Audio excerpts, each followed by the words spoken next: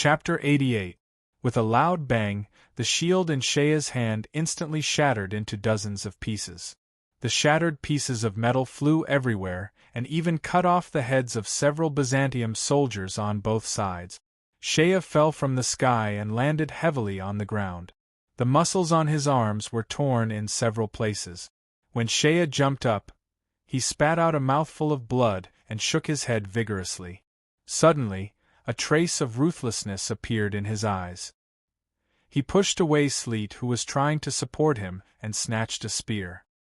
He jumped onto the platform and looked into the distance, as if it was destined. He saw a small black figure at the very back of the Odin army. He saw that figure standing there alone, and the surrounding Odin soldiers were keeping a distance from him. Shea's eyes turned red. He took a few steps back and ran up. With a loud roar, he threw the spear. Hastings stood there, watching as a gray shadow darted out from behind the camp gates and streaked across the sky. He stood there motionless. With a loud bang, the spear landed about 10 steps away from Hastings. 2 Odin soldiers raised their shields, but their shields were penetrated by the spear. The spear fell to the ground and exploded into dozens of pieces. Hastings gently wiped away a drop of blood that splashed on his face. The strength is not bad. As for accuracy, it's a bit lacking. Hastings's feminine eyes revealed a trace of heat. He's not a bad expert. Expert? Ha ha ha ha. This martial god Odin was clearly smiling, but his eyes were getting colder and colder. However, there was a trace of fanaticism within that coldness. Instead, it caused a trace of fear to surge in the hearts of the guards beside him. Hastings picked up another spear. He took a deep breath and was about to throw it again, but as soon as he raised his head, he suddenly heard a few strange noises. The sound of the catapult's springs could be heard. Several large stones were ejected and fell towards Hastings's direction. With a few loud bangs, the stones fell into the crowd. Instantly, miserable screams could be heard. Dozens of Odin soldiers were instantly smashed into meat paste. And when the stones fell to the ground, they knocked down dozens of Odin soldiers. Shea stood in the camp and looked at the place where the stones fell. He gasped for breath. Damn it! You think Lao Tzu can compare with you in accuracy? Lao Tzu is only testing the landing point and distance of the catapults. The first wave of attacks from Odin's army finally ended after an hour. The corpses piled up behind the walls of the camp had almost formed a slope. One could imagine that Odin's army's next attack would not even need ladders at these places. They only need to step on the corpses to climb up the walls. I'm afraid we won't be able to withstand the second wave of attacks. Srite smiled bitterly. In the first wave of attacks, Odin's army threw down nearly 1,000 corpses. It seemed like they had finally repelled Odin's attack, but Shea and Srite's hearts were heavy. Because their losses were not small either. At least 500 soldiers died. There were also dozens of heavily injured soldiers who had lost their ability to fight and were carried to the back. Originally, their fighting strength was weak. The number of soldiers they could fight in the camp was less than 2,000. Now, almost a third of them were gone. More importantly, the casualties in the first wave were all fighting soldiers. Among the remaining people, half of them were auxiliary soldiers who had just picked up their weapons. There were transport soldiers, craftsmen, coachmen, and even cooks. Looking at Srite's bitter smile, Shea did not say anything. He only lowered his head and pondered. At this moment, a bugle horn sounded from the direction of Odin's army. Srite raised his eyebrows. It's their assembly bugle. Once the bugle horn stops, it means that the formation is complete. Then, it's time for the second wave of attacks. Shea panted for a while. His arms were wrapped in a layer of white cloth, but the cloth was also soaked in blood. He grimaced and endured the pain. His eyes flashed with determination. Perhaps, I have a way to buy some time. He looked into the distance and suddenly smiled. Do you still remember the rabbit general roar? He stood up and pressed his hand on Srite's shoulder. No matter what, it's good to delay for even a moment. Who knows, the general and the others might come back in the next moment. He picked up a spear and slowly walked up to the high platform. A red light flashed in his eyes. With a swoosh, the spear pierced through the sky and whistled through the air. It landed in the middle of the battlefield with a boom. That boom immediately attracted the attention of the Byzantium soldiers behind the wall and Odin's army. The spear stabbed into the ground and broke into several pieces. A cloud of dust rose from the explosion. A loud and majestic voice resounded throughout the battlefield. "Hastings, do you dare to fight me?" This loud and clear challenge shocked the entire audience. This time, the Byzantium soldiers on the wall turned their heads and looked at Shea and Srite standing at the gate. Srite's eyes widened as he stared at Shea in shock. He pulled at him. You're crazy." Shea shook off Srite's hand and gently waved his hand. Srite bit his lips. "You're courting death. I know you want to rely on Hastings to fight for time. But that guy is Hastings. That's war god Odin. He could even be considered the #1 expert in Odin's army. You are courting death." Shea snorted and walked to the entrance of the camp. Looking into the distance, he raised his voice and loudly shouted, "Hastings, do you dare to fight me fairly? Don't tell me you're a coward.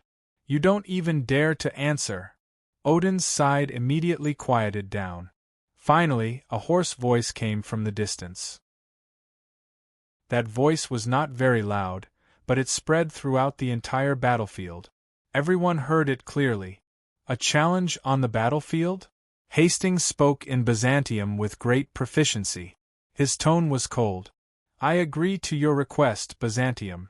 Shea laughed loudly. He gathered his strength and shouted, "Good! I'll wait and see how powerful you, war god Odin, are. Then I'll eat my fill, prepare and I'll wait for the afternoon. I'll be waiting for you on the battlefield in the afternoon. Lao Tzu will come out alone. If you're a coward, you might as well bring a few more subordinates." Beside him, Slater sighed in his heart. Who said that this guy is a crude person? He even knows how to use reverse psychology. Sure enough, Hastings's voice seemed to sneer. "Don't worry, we'll fight fairly.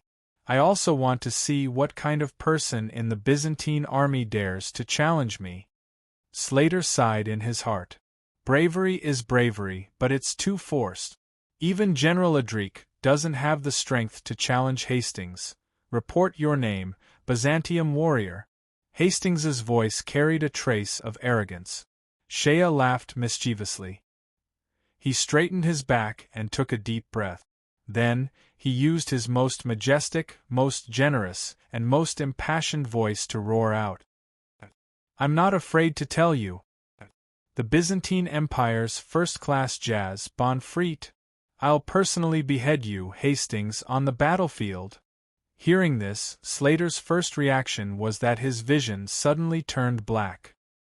His second reaction was, F***ck.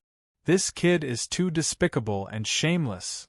Shea jumped down from the high platform and then sat down beside Slater. Slater opened his mouth wide and stared at Shea with round eyes. His lips moved, but he found that he couldn't say a single word in front of this shameless brat.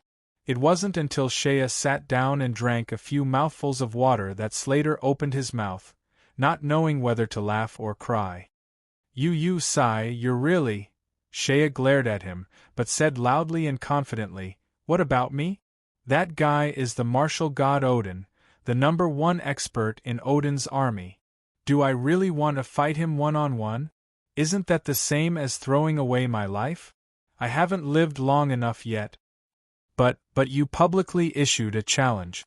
Afternoon, Hastings will come out to accept the challenge. What will you do?" Shea laughed and rubbed his chin. He grinned and said, "Isn't that simple? Pull that pretty boy Jazz out, open the camp door, and kick him out. As for whether Hastings fights or kills him, that's none of my business. Besides, he is the observer. He's the highest commander here. If he doesn't accept the challenge, who will? If I really want to fight Hastings one-on-one, starting from the military position and going down, even if you're ranked higher than me, it won't be my turn to go up first, right?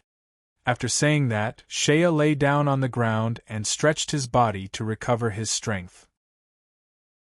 No matter what, I've at least bought us half a day's time, right? Hastings wants to show off his power, so he won't attack us before noon. What about you? Slater couldn't help but say, "Don't you have any power?" Shea pointed at his own nose. Me? Look at me, from head to toe, which part of me looks like a power? I'm just a small soldier now. Even if I want to be a power in the future, I have to at least survive this ordeal first. Otherwise, before I become a power, I'll become a ghost first. Slater opened his eyes wide and panted. Finally, he smiled strangely. I suddenly realized, you're really shameless. Shea lay there and patted Slater. All right, I'll take that as a compliment. After saying that, he closed his eyes. Slater looked at this country bumpkin and suddenly felt that he couldn't see through this guy. However, he heard Shea mumbling to himself in a low voice as if he was crazy. Lao Tzu won't die, he definitely won't die. Even if he has to die, it's not here, not now. Chapter 89. Sir Bonfret felt that his current situation was a tragedy. He was of noble birth, and his family had an ancient and pure bloodline. The long history of this bloodline could be traced back to more than 1,000 years ago. If one were to disregard the power and only look at the nobility of the bloodline, such a background could be ranked in the top 10 even in the imperial capital Australia. Although he was not the eldest son, he was respected and flattered by the people around him since birth. Even if he could not inherit the family title, it was not a big deal. Moreover, God had given him a good face. If one were to judge by his appearance alone, some people would even think that he was the most handsome man in the imperial capital Australia. Since he was 15 years old, he was the favorite of all the women around him. Of course, he was still the favorite now. Even if everyone knew that he was the exclusive property of His Highness the Crown Prince, there would still be some beautiful noble ladies who would secretly throw flirtatious glances at him. He could drink the best wine, wear the most luxurious clothes, and ride the best horses.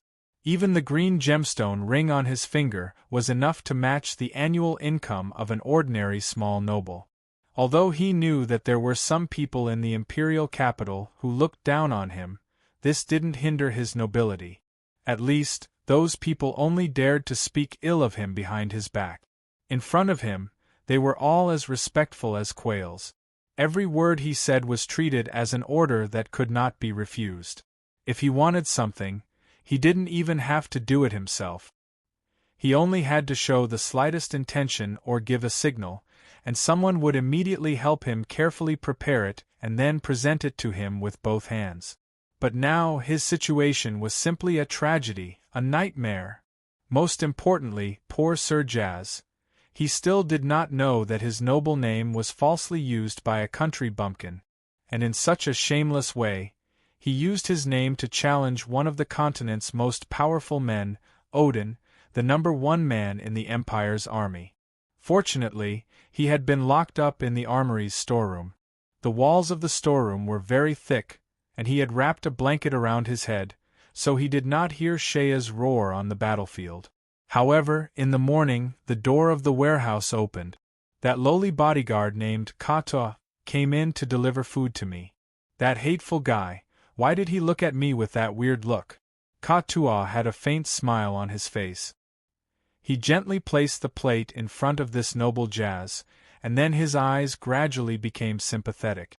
With Katuo's wisdom and his understanding of Shea, this smuggler in the army wouldn't think that Shea was a country bumpkin who looked honest on the surface but had a lot of evil tricks in his belly. He wouldn't run to Hastings to have a fair battle. There was an 80% chance that the country bumpkin had already decided to kick this pretty boy out to be cannon fodder. Looking at Bonfret, Katua sighed sympathetically. He squatted down and looked at Bonfrit's face. Sigh, that country bumpkin likes you. You're really unfortunate. What? Bonfrit immediately felt uneasy. What do you mean? No, nothing. Courtois sighed emotionally. Even his attitude became a lot better. He gently patted Bonfrit's shoulder. Eat as much as you can now. Do you want a drink? I can get you some. Such an unexpectedly kind attitude made Bonfrit's heart chill. He seemed to smell something bad. Courtois still looked at him carefully. Eat. Don't think too much. Sigh, this poor guy. This strange situation made Bonfrit ponder over it all morning. He felt as if he had encountered some kind of dangerous situation. Then, at noon, he finally saw Shea. He was carried out from the storehouse by several soldiers. They carried him directly to the entrance of the camp. He saw the bloodstains on the wall of the camp and the strong smell of blood in the air. This made the clean freak Bonfrit almost faint on the spot. There were also pieces of flesh and corpses hanging on the wooden stakes of the camp wall. The bloody scene made Bonfrit's face turn as white as paper. His legs became weak. If not for the soldiers beside him supporting him, he would have probably sat down on the ground. He used the blanket to cover his head and pray for the entire morning. He knew that Odin's men were coming. He prayed to the Almighty God that the 13th Corps would be able to win this battle, because only then would he be able to survive. Isn't the 13th Corps very powerful? Seeing that the camp gate was still firmly defended, Bonfrit let out a sigh of relief. It seemed that they had defended it. Did we win? Can we go home? That damned country bumpkin appeared before Bonfrit again. Shea had a strange smile on his face. He looked at Bonfrit as if he was looking at an animal. Then, he clicked his tongue twice. What do you want? Bonfrit trembled. His legs trembled. I am an observer. Of course, you are Sir Observer. Shea nodded his head. His arm was wrapped in bandages, but his tone was serious. We are now fighting a bloody battle to protect your safety. Then, he paused and said in an incomparably sincere tone, the soldiers are sacrificing themselves, bleeding and fighting. We have already repelled a fierce attack by Odin's men. But now, it is time for you, the commander, to do something. Aye. Bonfrit's face turned ugly. How could he know any martial arts? Although he had learned from a swordsmanship teacher for 2 years, what he learned was the slender and long aristocratic sword. That kind of swordsmanship, rather than martial arts, was more of a dancing skill. Fighting and killing? What a joke! Since young, the noble Jazz had never seen anyone else's blood except for the blood of virgins. Don't worry, I am not asking you to fight those lowly Odin soldiers. Shea's tone was very sincere. With your noble status, how could you let those lowly Odin soldiers dirty your noble hands? Bonfrit let out a sigh of relief. It seemed that no matter what, he was still his superior. With his official position, this country bumpkin would not dare to mess around with him, but Shea's next words made Bonfrit collapse. So, we have chosen an enemy with the same noble status as you. The commander of Odin's men, the martial god of Odin, Hastings. In a while, he will be waiting for you on the battlefield and will have a fair duel with you. What do you think? When these words fell into his ears, Bonfrit had an out-of-body experience. Someone come. Put on the armor for Sir Jazz and bring Sir's warhorse. Shea ignored Sir Jazz, who was trembling like a quail. He raised his voice and shouted to the distance outside the camp, Hastings, are you ready? I am going to come out and behead you. A fair duel between us warriors must be fair and not disgrace the glory of warriors. I will only bring one retainer. If I die in battle, my retainer will bring my corpse back. Listening to the country bumpkin's words, Slater felt so ashamed that he wanted to die. This bastard country bumpkin. Shameless. Shameless. Yet, he still kept on talking about the glory of a martial artist. After a while, Hastings's cold voice came from the opposite direction. As you wish. On the other side of the battlefield, Odin's first opponent, Hastings, threw away a red handkerchief and picked up his shiny black tri-edged spear. His face had a trace of piety and fanaticism. The glory of warriors. When did Byzantium have another expert called Bonfreit? You have guts. Hastings mounted his horse with his spear. His expression gradually became fanatical. He looked at his subordinates beside him, and said in a strict tone with a trace of piety, "The glory of warriors cannot be tarnished. You are not allowed to interfere in the duel later." Hastings lightly kicked the horse's abdomen, and raised his spear as he rode out. The Odin soldiers behind him sent their god of war off with fanatical gazes. Bonfreit quickly put on his armor. His unique and gorgeous armor immediately showed some extraordinary might when he wore it. This gorgeous style was the most popular Saint Knight's armor among the nobles of the Byzantine Empire. Shaya carefully looked at it. This armor is gorgeous, and its imposing manner is enough to frighten people. But he suddenly slapped his head and charged forward with his sword.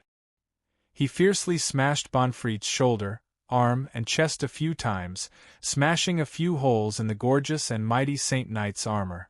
He then ran to the entrance of the camp, and pulled out a piece of flesh left behind by Odin's men. He smeared it all over Bonfreit's armor, making it look bloody. This is much better." Shea smiled with satisfaction.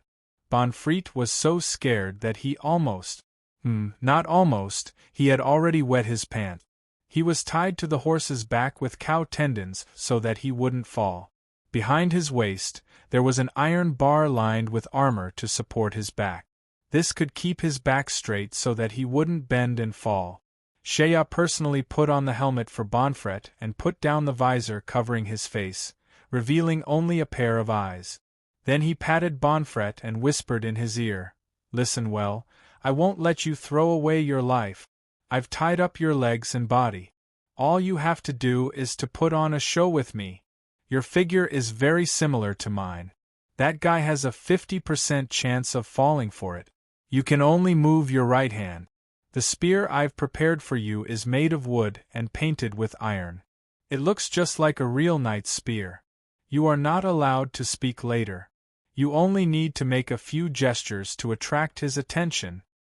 After a pause, Shea snorted and revealed an ominous glint in his eyes. "Don't even think about running away. Don't even think about ruining my plan. If you dare to utter even half a word when the time comes, before Hastings can take your life, I will be right behind you and stab you to death with my spear. Take a guess, do I have the guts to kill you?" "He does. This madman. This country bumpkin. This bastard. He must have the guts." Bonfreit screamed inwardly. "If this bastard dares to treat me like this, what else does he not dare to do?" However, Shea considered it for a moment. "I am not at ease with a gigolo like you." He pulled up Bonfreit's visor and stuffed a hemp seed into his mouth. "This way you won't be able to make a sound. Later on, as long as you are obedient, I will protect you. Otherwise, humph." Slater pulled Shea and said, "Hey! What are you trying to do? Earlier, you said you wanted to bring a retainer with you. What do you mean?" "What do I mean?" Shea rubbed his face hard until it was red and hot. Only then did he stop. He narrowed his eyes and a trace of madness could be seen within his country bumpkin eyes. "I want to find an opportunity to assassinate Hastings." Slater's face changed and he pointed at Shea. You are crazy." Shea snorted. "Even if I can't kill him, if I can seriously injure him, humph, as long as Hastings is injured, Odin's men will become chaotic. At the very least, I can delay their attack." Slater was extremely anxious. You are sending yourself to death. What kind of expert is Hastings? How can you hurt him? You are sending yourself to death. You are sending yourself to death for nothing." Shea took a deep breath and fiercely clenched his teeth, making them creak. Then, he fiercely punched Slater. Don't worry. Lao Tzu will not die so easily. This was the only chance they had to fight for it. If we win, everyone will have a chance to live. I won't die. Don't worry. I cherish my life more than you. The country bumpkin touched his chest and back.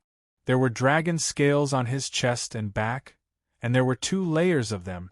On top of the dragon scales was a set of high-quality leather armor. On top of the leather armor was a set of sturdy heavy cavalry steel armor. This set of steel armor was taken from Sharba's body and was larger than Shaya's body. He was afraid that Hastings would see through it. Since he was unable to shrink his body, he could only deliberately wear a large set of armor. 2 layers of dragon scales, 1 layer of leather armor, and 1 layer of heavy steel armor. Even if he failed, it shouldn't be a problem to escape with his life intact, right? As long as he could get close to Hastings and catch him off guard, he could suddenly use dragon thrust. There was a high chance that he could injure that fellow. Moreover, Shaya still had something to rely on. His method of attack was different from all the martial artists on the continent. All the martial artists on the continent used Do Chi. When Do Chi was released, there would be a dazzling light. If one wanted to sneak attack, the Do Chi's light would be dazzling before one could even make a move. However, he had already controlled his crimson killing intent to not let out a red light. If he used it together with the dragon thrust, that was several times stronger. If I don't fight, only death awaits me. If I fight, if I win, I will have a chance to live. Shaya flipped onto an unremarkable warhorse and glanced at Srite. Srite was excited. He looked at Shaya with an indescribable reverence. He couldn't help but bow deeply to Shaya and beat his chest, performing the highest etiquette of the Byzantine army. However, Shaya's expression suddenly changed and he cursed. Don't salute. My God. You're making it look like a funeral. Lao Tzu isn't dead. He won't die. Lao Tzu will definitely come back alive. Pay. Damn it, I'm so unlucky. A loud bugle sounded and the camp's gate slowly opened. Bonfreet was in front and Shaya was behind. The 2 of them rode out of the camp slowly. On the battlefield there was a black warhorse. Its entire body was covered in armor and its head was a crescent scythe. On the horse's back, there was a person wrapped in a black robe and holding a tri-edged spear. It was Hastings. The horses slowly moved forward. When the 2 sides got closer, Bonfreet's horse stopped. Shaya sat next to him and even held Bonfreet's reins with one hand, acting like a retainer. Hastings stared at Sir Jas. You are Bonfreet. His gaze was as sharp as a blade. Bonfreet was wearing a knight's paladin armor. The armor was covered in blood and damage. His stature was majestic and imposing. In addition, he was riding a fine steed with a black spear hanging from the saddle. He looked like an expert. Although Sir Bonfret was trembling on the horse, his body was not visible under the armor. Even his eyes, which were filled with fear, were mistaken by Hastings as sharp as lightning. All in all, Hastings was very satisfied with this opponent. In other words, a true expert like Hastings had already seen Shaya's astonishing strength on the battlefield just now, so he had a preconceived notion of Shaya's strength and judged Shaya based on his own heart. Presumably, such an expert should have the same noble heart of a powerhouse as him. If that's the case, then, let's fight. Hastings slowly raised his tri-edged war spear and pointed the tip at Bonfreet. On the tip of the spear, a black flame suddenly appeared. Bonfreet's body trembled even more. Under Shaya's threat, he had no choice but to raise his spear. Although the wooden spear was not heavy, Bonfreet's arms were sore and weak. After raising the spear, even his body trembled more and more obviously. His armor also made a slight sound of collision. Hastings was curious. Why was this respectable opponent trembling like this? What kind of high-level martial arts technique was this? Was it the berserk battle technique? Or was it the bloodthirsty fighting energy? Bull strength? Or was it a secret technique like the Odin people, where they went berserk before battle? Hastings felt that his blood, which had been cold for many years, was once again boiling. His blood boiled and he could not help but want to roar. Schwa! With a sweep of the spear, a black flame appeared and the horse trotted towards Bonfreit.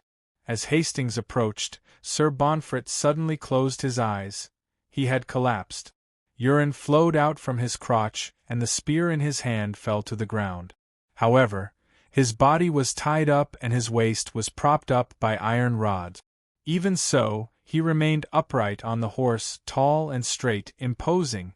He was like a peerless expert who was fearless in the face of the enemy's attack. Hastings did not suspect anything. With a clear roar, the black war spear slashed down in a beautiful arc. Now is the time. Shea's eyes were ablaze. Help! Save me! Who can save me? Bonfreit's heart was crying. Chapter 90. At this moment, Hastings was abnormally excited. Today, on the battlefield, he had witnessed Shea's might with his own eyes. He had seen this brave warrior leap out of the camp's gate, rush into the crowd, and kill without any regard for his own safety. That unyielding and passionate roar, as well as the might that swept away everything, how many years had it been since he had met such a courageous opponent? When he thought of that, Hastings felt his entire heart trembling. This was a kind of excited trembling. The power within his body seemed to be on the verge of surging out uncontrollably. Kill him! Kill him! To be able to kill such an expert with his own spear. Only then would he be able to feel the greatest excitement in his heart. Thus, he had never imagined that a warrior who dared to leap into the midst of the enemy on the battlefield would play such a trick on him. Shea had already retreated to the side earlier. When he saw Hastings's movements, his eyes shone brightly. The moment Hastings spurred his horse forward, his hand quickly pulled out his flaming fork. His eyes instantly turned crimson red. Under the armor, the muscles on his body instantly swelled up. In this instant, he felt that everything before his eyes had begun to slow down. Everything in the world, in his eyes, had disappeared. There was only one target left: Hastings. At this moment, he could no longer see any other person or object in his eyes. The only thing he could see was that black figure who was holding his spear. In his distorted vision, everything around him seemed to slow down. The whistling of the wind, even the reflection of the sun. But that person, Hastings, was the only one who was still alive. In Shea's eyes, Hastings did not seem to be affected in the slightest. His movements continued to transform into a stretch of black-colored flowing flames. The flowing flames were dazzling, dazzling, dazzling, dazzling, dazzling fast. So fast. The slowness of everything around him and the speed of Hastings suddenly formed a strange distortion. Shea instantly felt the air in his chest exploding and his head turning dizzy. He tried his best to use his eyes to keep an eye on this fellow. However, he was still unable to keep up with his opponent's movements. Instantly, he felt a sharp pain in his head. Shea didn't know that at this moment, all of his spiritual energy seemed to have been forcefully sucked dry. Under the piercing pain, blood flowed out of his ears and nostrils. He spat out a mouthful of hot air. This breath of hot air was frighteningly hot. I don't care anymore. I'll do it. This was their only chance. Shea's hand had already lifted up at lightning speed, and the fire fork in his hand raised a scarlet dark line, dragon thrust. Hastings's tri-edged spear had already descended, and the black flames seemed to burn the air in a flash, and even the air was illuminated with a mass of black light. But at this moment, Hastings, who was originally filled with excitement, suddenly felt his heart sink. An indescribable but imminent sense of crisis instantly spread throughout his entire body. Killing intent. What a strong killing intent. This level of killing intent caused Hastings's heart to freeze for a moment, as if a wild beast had fallen into a trap. He didn't even need to look, but he had a strange feeling, and could clearly sense the direction of the danger. The tri-edged spear suddenly changed its trajectory in the air, and the black flames streaked past Sir Bonfret's head, instantly burning the red feathers on Sir Bonfret's gorgeous helmet to ashes. The black flames drew a ghostly line of light in the air. This was purely the instinctive reaction of an expert in the face of danger. But this reaction was beyond the expectations of this country bumpkin. The scarlet-red light condensed into a line and shot towards Hastings. In that instant, Shea couldn't help but want to shout wildly, "Success!" The speed of the light was as fast as a meteor, and in an instant, it seemed to have pierced Hastings's side. Seeing that this war god Odin was about to be pierced through by his dragon thrust, Shea Shue's heart skipped a beat. But Hastings's reaction seemed to have broken the rules of time. Fast. So fast that it made people despair. His movements didn't seem very fast, and the spear only pulled back and retracted in the air. Even his movements were so clear, and the trajectory of the spear was so clear. But even though his movements were so clear and slow, it seemed as if they didn't belong to the same time and space as Shea. His speed had already surpassed the limits of time. The red light condensed into a line, and was blocked by the retracted tri-edged spear. The red light shot at the tip of the tri-edged spear, and the black flames suddenly seemed to be agitated, as if cold water was poured into hot oil. Boom! Suddenly, the red light and the black flame mixed together, and waves of strange light patterns emerged. Shea looked on helplessly as the dragon thorn's red light pierced through layer after layer of ripples, but every time it broke through a layer, the red light seemed to weaken a little bit. Finally, when the red light hit the tip of the spear, a strange cracking sound rang out. That sound was not loud, but it was so soft that it instantly spread throughout the entire battlefield. Millions of people could clearly hear that sound. At a speed visible to the naked eye, time seemed to be in chaos. The unknown metal at the tip of Hastings's spear began to shatter. It was so slow that it made people gasp in amazement. The fragments slowly floated up, and then the red light pierced through the tip of the spear, and finally landed on Hastings's body. Shea's mind buzzed, and it was as though all of his strength, blood, and spirit had been sucked out in an instant. He stared at Hastings with his scarlet eyes. The red light hit Hastings's body, and this war god Odin's face revealed a look of shock. He opened his mouth, and the iron leaves on his chest were pierced through layer by layer, leaving behind a small finger-sized hole. Finally, an arrow of blood spurted out from his chest. Finally, Shea's vision seemed to have been shaken. That kind of time distortion finally disappeared. Whether it was the slow surrounding him, or Hastings's fast, all of them had disappeared. Hastings was sent flying from his horse, and he slid back over 10 meters. While in the air, the arrow of blood clearly fell to the ground. At this moment, a strange and absurd thought suddenly appeared in his heart. It was an untimely thought. This war god Odin's blood is no different from that of an ordinary person. They are both red in color. Hastings's figure spread open his arms in the air, and his figure resembled a large bird. He did not appear to have been sent flying, but rather glided forward by himself. He smoothly flew back over 10 meters before landing firmly on the ground. Cung! The triangular war spear was forcefully thrust into the ground.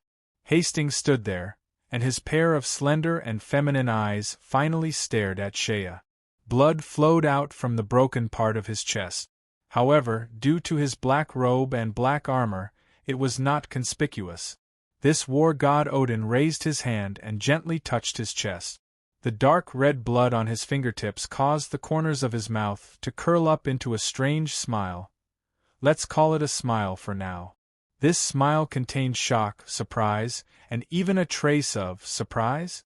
He raised his eyelids, and his feminine eyes stared at the flaming fork in Shea's hand.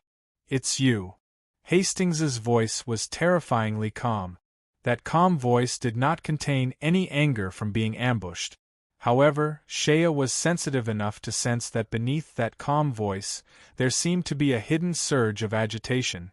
At this moment, the numbness from the dragon's sting finally disappeared from Shea's body.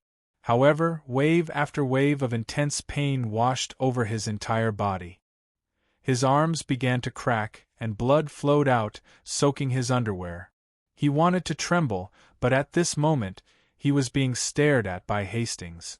That feminine gaze of Hastings seemed to carry an indescribably powerful pressure. Shea felt as though he was a weak frog being stared at by a snake. No, not a snake. He was being stared at by a dragon. Yes, that was the feeling. Just by being stared at by the other party, this fearless country bumpkin actually felt fear in his heart? Damn it! He did not even dare to tremble. He did not even dare to tremble. Because he had a strange feeling. As long as he trembled, even the slightest sign of weakness, the other party would pounce on him and easily trample him to death. How could a person's aura be so powerful? "It's you," Hastings slowly said in a low voice. "The one on the battlefield today is you. The one who threw the spear is you. Thus, you are Bonfrey."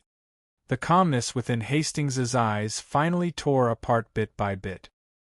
His feminine gaze was instantly ignited, like two clumps of flames. "You are a good opponent. You actually wounded me."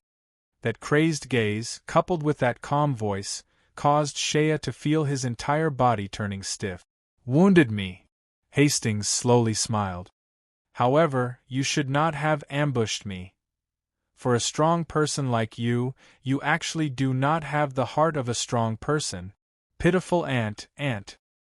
He raised his spear and pointed it at Shea. In that instant, Shea felt that he was dead for sure. His entire body was in so much pain that it was on the verge of falling apart. The backlash from the dragon's spike caused his vision to darken. The feeling of his entire body being sucked dry made it so that he could not even move a finger.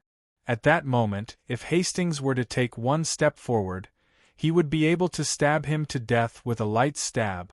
"I'm dead for sure. I'm dead for sure this time. This Hastings is simply inhumanly strong. Son of a bitch. He is simply not human. Lao Tzu is crazy. He actually thought that he could assassinate such a monster." Shea roared out in grief and indignation. He had already accepted his fate and closed his eyes in preparation for death. However, after waiting for a moment, Hastings's spear slowly descended. The flames within his eyes disappeared. He looked at Shea and revealed a trace of loneliness. "You do not deserve to die under my spear." Turning around, he saw the black figure standing on the battlefield. Before him was the black mass of Odin's army. The battlefield was filled with the smell of blood. In that instant, he stood there. His back view, which was not very tall, gave Shea a peculiar feeling. This fellow, it was as though he was just standing there, between heaven and earth.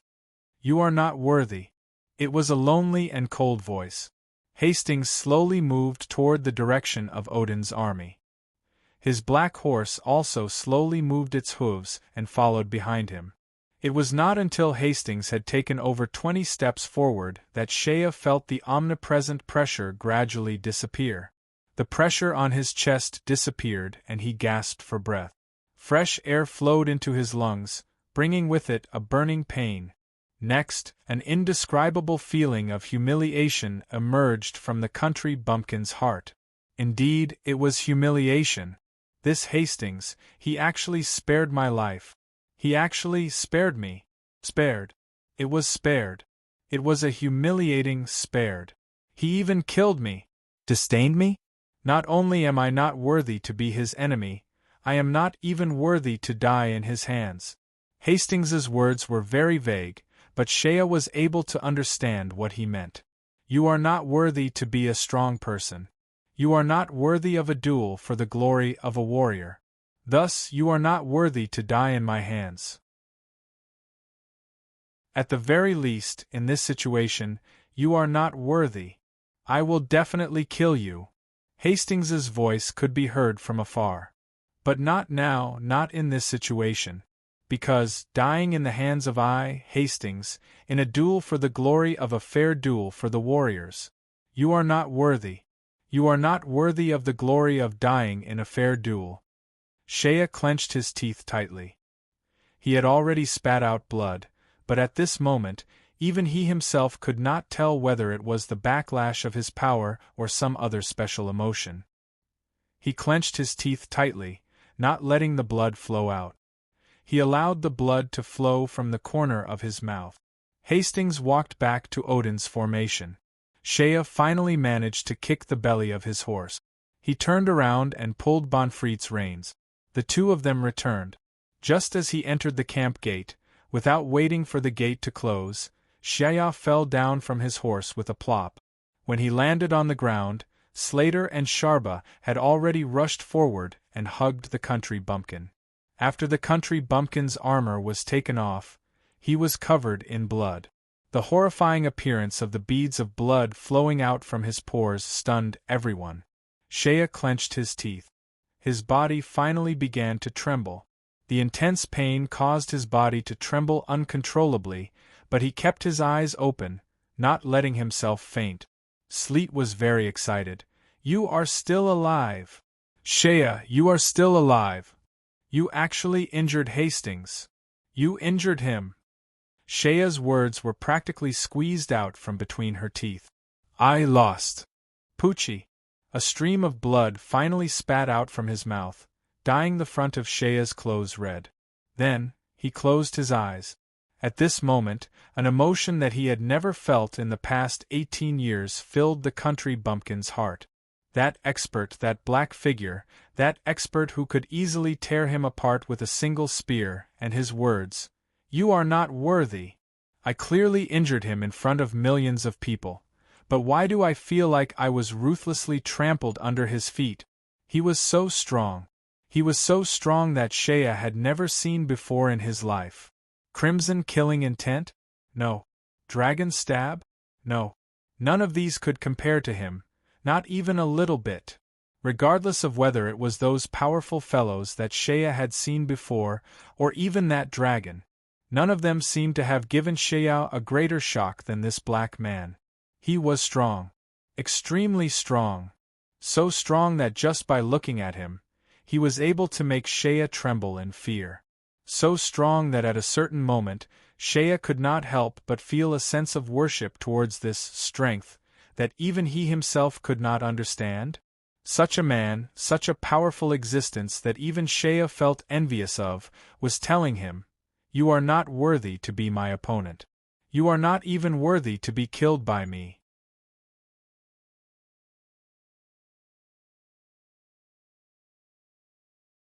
Chapter 91. Shea was unconscious for about half an hour. When he woke up, he was lying in the tent. His armor and coat had been removed. His disloyal squire, the magician Todoro, was wiping the blood off Shea's body with a wet towel. The moment Shea woke up, the magician's indignant expression immediately turned into one of respect. He smiled submissively and said, "Master, do you want to eat something? Or do you want to drink some water?" Shea struggled to turn over. He felt as if his entire body was about to break apart, as if he had been hit hundreds of times with a hammer. His bones were about to fall apart, and every muscle in his body was transmitting pain. He grunted twice, but still struggled to sit up. Shea's face showed a rare look of contemplation. He panted lightly, then suddenly opened his mouth and said, "Todoro, tell me, how can a person become stronger?" Todoro's face remained respectful, but he was cursing in his heart. "If I knew, would I still be bullied by a country bumpkin like you? Then, after a person becomes stronger, what will happen? Will he have the heart of a strong person?" This was Shea's second question. After becoming stronger? "If I, Todoro, really become stronger, the first thing I will do is to trample on a country bumpkin like you under my feet." Fortunately, Shea did not intend to get an answer from the magician. He remained silent for a while, then let Todoro help him up and send him outside. Carrying Shea's heavy body, Todoro's slender legs swayed with all his might. When he finally managed to send Shea to the command tent, Slater was arguing with a group of other officers. When they saw Shea enter, everyone fell silent. Unknowingly, Shea seemed to have established a little bit of prestige, although it was only among the low-ranking officers of the second-line auxiliary forces. Today, Shea had performed heroically in the first wave of attack by Odin's forces. That was not all. He had even challenged Hastings, the man who had made Byzantium suffer for many years, one-on-one. Although his method was a little shameless, he still managed to injure Hastings on the battlefield. This was simply a miracle. Hastings, the martial god of the Odin people. On the battlefield, how many years had it been since he was injured in a one-on-one battle? Therefore, in the eyes of these low-ranking officers, the way they looked at Shea was naturally different. Slater welcomed Shea with a face full of concern. He personally helped Shea to sit down, and the mage naturally took the opportunity to run out. "How is it?" Slater frowned as he looked at Shea. "I won't die." Shea bitterly smiled and looked at the people in the tent. "What are you arguing about?" "Countercharge." Slater's answer surprised Shea. "Countercharge?" Slater looked at the people in the tent and nodded. "We still have 200 cavalrymen. What everyone is thinking is that the next time Odin attacks, we will release the cavalrymen to countercharge. Since we are all going to die anyway, let's take a big bite out of the Odin people."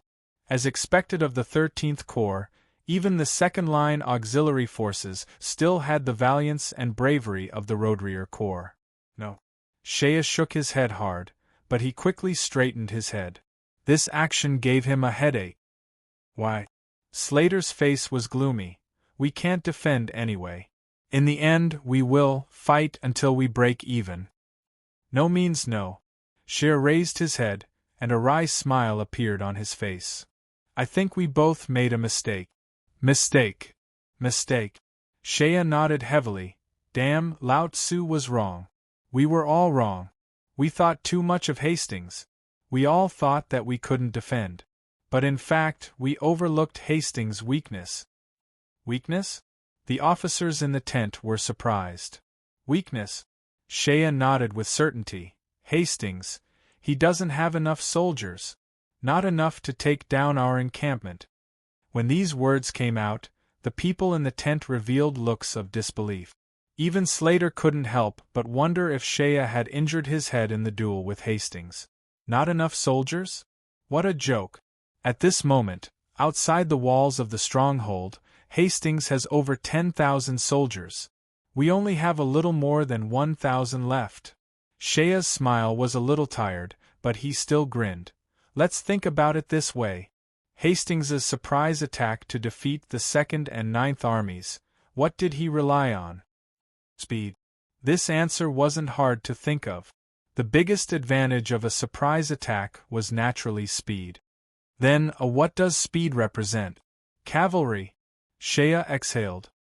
His lungs were still a little uncomfortable. When he spoke, even breathing was a little painful. Slater and the others were veterans after all, so they immediately understood the situation. He attacked in a roundabout way, so he only brought cavalry. Shea reluctantly continued. In order to increase his speed, he had to split up his forces to attack Wildfire Town. This also weakened his forces, so when he came here, he only had about 10,000 soldiers. This should be all the forces he has now, but these are all cavalry. He doesn't have any infantry. They are all cavalry. In today's first wave of attack, he used cavalry to attack the city. Dismounted cavalry. So, Hastings definitely wouldn't want to waste his forces like this. Letting expensive cavalry dismount and use infantry to attack a military defensive line, this was a stupid thing that anyone with basic military knowledge would not do. Second question. Shea rubbed his chest and tried to calm down. According to the information we have, General Adric and General Roer have 2 armies in the north. The Odin army they are facing doesn't seem to be very strong, at least not at the level of elites like Hastings's army. Then, let me ask everyone, with such a comparison of forces, can our generals lose? Of course not. Everyone in the 13th Corps trusted Adric to the point of worship, and they believed in the 13th Corps' combat power to the point of fanaticism. As long as they didn't encounter Hastings, the 13th Corps was confident that they could face any Odin army head-on. Not to mention, there is also Roer's infantry army. So, the generals will definitely come back from the north. Right now, they are probably being held back by the Odin army in the valley. However, the Odin army in the north is definitely not a real threat to our generals. Once the generals come back, Hastings would definitely not want to waste his precious field forces in a siege battle. Thus, he doesn't have enough soldiers. He wants to keep enough cavalry to deal with our main cavalry. No, it is not that simple. I even have a feeling. This feeling has no basis, but I just have this feeling. It is as though Hastings is conserving his strength. He has no intention of truly breaking through our defensive line to occupy this place. Those words caused everyone to be in disbelief. Hastings does not want to break through this place? Today's first wave of attack, they were almost unable to stop it. I have no way to explain this feeling. Shea scratched his head, as if he couldn't find any suitable words to explain this subtle feeling. You see, as long as he launches the second wave of attacks, he would be able to defeat us, but until now they haven't moved. This last sentence was a little more convincing. The few officers in the tent had strange expressions on their faces. They all felt that Shea's words were a little preposterous. Hastings would actually go easy on them? Such a thing was definitely impossible. However, the reality in front of them was that Hastings indeed did not immediately launch another attack. With a famous general like Hastings, it was impossible for him not to calculate the strength of the stronghold. It seems like he doesn't want to take this place at all. Although the strength he invested in today's first attack was very taxing for us, it was at the limit of what we could endure. Although this is a little inconceivable, but I think, if it is Hastings, it is not strange for him to be able to do such a thing. The one who spoke was Slater.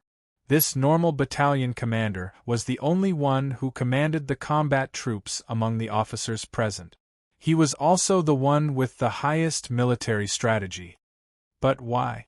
A transport battalion commander couldn't help but ask loudly. If he takes us down, he can cut off the retreat of the frontline generals. Then, he can wait at ease for the exhausted enemy to finish off our 13th Corps and General Roer's 6th Corps. This kind of thing, why wouldn't he do it? Shea thought for a moment and spread out his hands. How the F***ck would we know? If we could guess, we would all become Hastings. However, the only thing we can be sure of is that he definitely has a reason.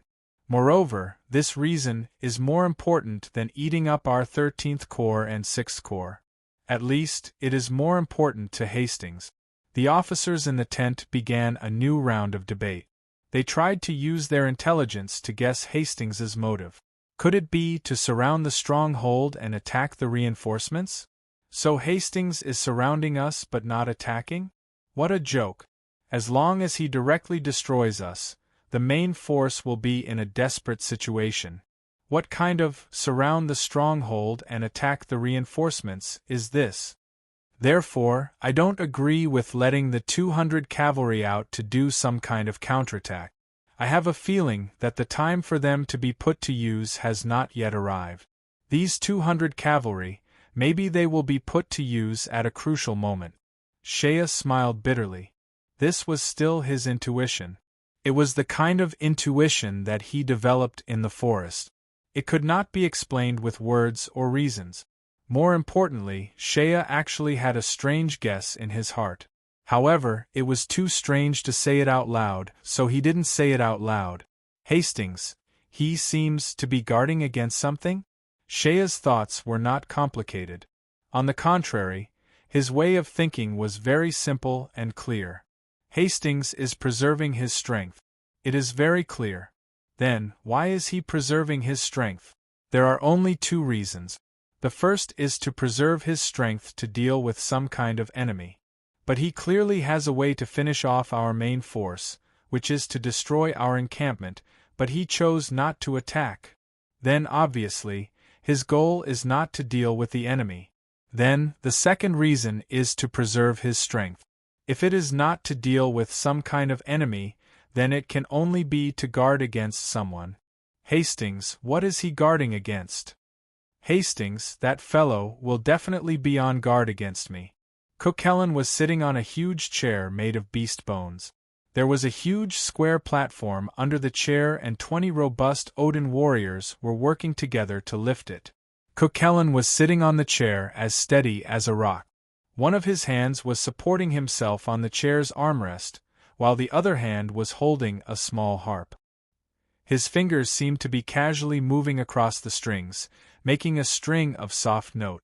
Around him, the Odin army was slowly moving forward, surrounded by a large number of tall and sturdy Odin warriors. The formation was very long on the road, and the sound of footsteps and weapons clashing mixed together. The sound of the harp is still the best. Cuchulainn smiled and slowly reached out his hand to take a pure gold wine cup from a servant kneeling on the platform beside the chair. The wine cup was filled with bright red wine. He took a sip and then knocked on his forehead. This is really difficult. That fellow Hastings will definitely be on guard against me, so he won't really attack the encampment of the 13th Corps. He only has 10,000 cavalry. If he really enters the encampment of the Byzantium army, and if I deliberately let Edric go back, then he will be surrounded. Haha, how interesting. Look, the pride of our Odin, the strongest general, Hastings, his fate is actually in my hands. No, Hastings will definitely not let this happen. Sigh, I'm starting to have a headache again. Hearing this noble highness talk about how he wants to scheme against Hastings, the servant kneeling beside the chair turned pale and trembled. This is simply torture. This highness, every time he says these disgraceful words, can't he hide it a little? If we hear these words, we will be in danger of being silenced at any time. Last time, he said that His Majesty has many sons, so it doesn't matter if a few die. Now, he actually wants to scheme against Hastings. How can he still let us live? Cuchulainn smiled gently. He seemed to have noticed the fear on the servant's face.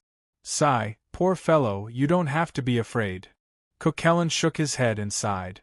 These words, it doesn't matter if you say them out loud. After all, whether it is me, Hastings, or even my great father, everyone knows it in their hearts. He actually jumped off the chair and pulled up the trembling servant kneeling on the ground. His face was full of excitement. Don't you understand? Come. Let me explain it to you. This war is simply a rehearsal for the battle for the throne. Hastings is a close friend of the First Highness, and if I want to scheme against my dear elder brother, I can only start with Hastings. But my poor little brother died on the battlefield. All right, I admit that it was my idea to provoke him to participate in the dangerous interception. Sigh, speaking of which, our father is really ruthless. He clearly knew all of this, but he didn't stop it. Could it be that our Odin people, every new emperor, must step on the corpses and blood of their brothers and sisters to ascend to the throne? The servant finally broke down. For a lowly person like him, he really couldn't understand why this highness suddenly went crazy and said such absurd words to him. These words should kill anyone who heard it. How could such a secret be heard by a person of his status? Even if they heard a single word, they would definitely be killed immediately to silence them. He trembled crazily and then cried out, Your Highness! Your Highness, please spare my life. Please spare my life. I didn't hear anything. I didn't hear anything. The gentleness on Cuchulain's face instantly disappeared. He looked at the servant, stood up, and sat back down on the chair. His face was filled with boredom as he waved his hand like a disappointed child. "Leave, I won't kill you." After the servant almost crawled away, Cuchulain placed his fingers on the strings of the zither and let out a long sigh. "So lonely. I don't even have someone to talk to." This noble Odin person's face was filled with loneliness. A reindeer cavalier rushed to the front of the platform and kneeled down. "Your Highness, our warriors are fighting with the Byzantinians who are guarding the back. Our warriors can't charge through. Please give the order." "Order what?" Cuchulain yawned in boredom. He raised his finger and said casually, "Are you in a hurry to fight with the most elite troops of Byzantium? If you really want to die, there's no need to be in a hurry." The reindeer cavalry was stunned and his mouth was wide open. Okay, let our warriors come back. There's no need to rush to chase after them. Let the people in front line up and watch as the Byzantium soldiers leave." Yes, just like that, line up and watch as they leave." Don't forget to blow the horn, haha. Let's send them off." Did His Highness go crazy? Looking at the cavalry in a daze, Cuchulain's face sank, and a strange look flashed across his eyes. Then, he revealed a nonchalant smile. "Okay, the 13th Corps will be left to the pride of our Odin, Lord Hastings. Our mission is to herd these Byzantium soldiers like a flock of sheep to Lord Hastings's butcher's knife, and let him slaughter them." But, the cavalry officer clearly couldn't understand this order. Line up, watch as they leave, and even blow the horn? No buts, carry out the order. Cuchulain's face showed a trace of impatience. The cavalry officer finally ran away with a sullen face. Cuchulain sat there lazily on the chair, and played with his fingers in boredom. Hastings, you must be very depressed right now. This time, you knew that you were going to fall into my trap, but you still had to jump into it. Who asked you to be our martial god Odin? With this kind of reputation, you can only move forward like a horse being whipped. Therefore, I'll leave the 13th Corps to you, Hastings. As for my military achievements, I've already eaten one regiment of the 13th Corps. That should be enough to satisfy my great imperial father. Never show any performance that exceeds your capabilities. That's all I need to do." This noble Odin lightly plucked the strings of his zither and yawned again.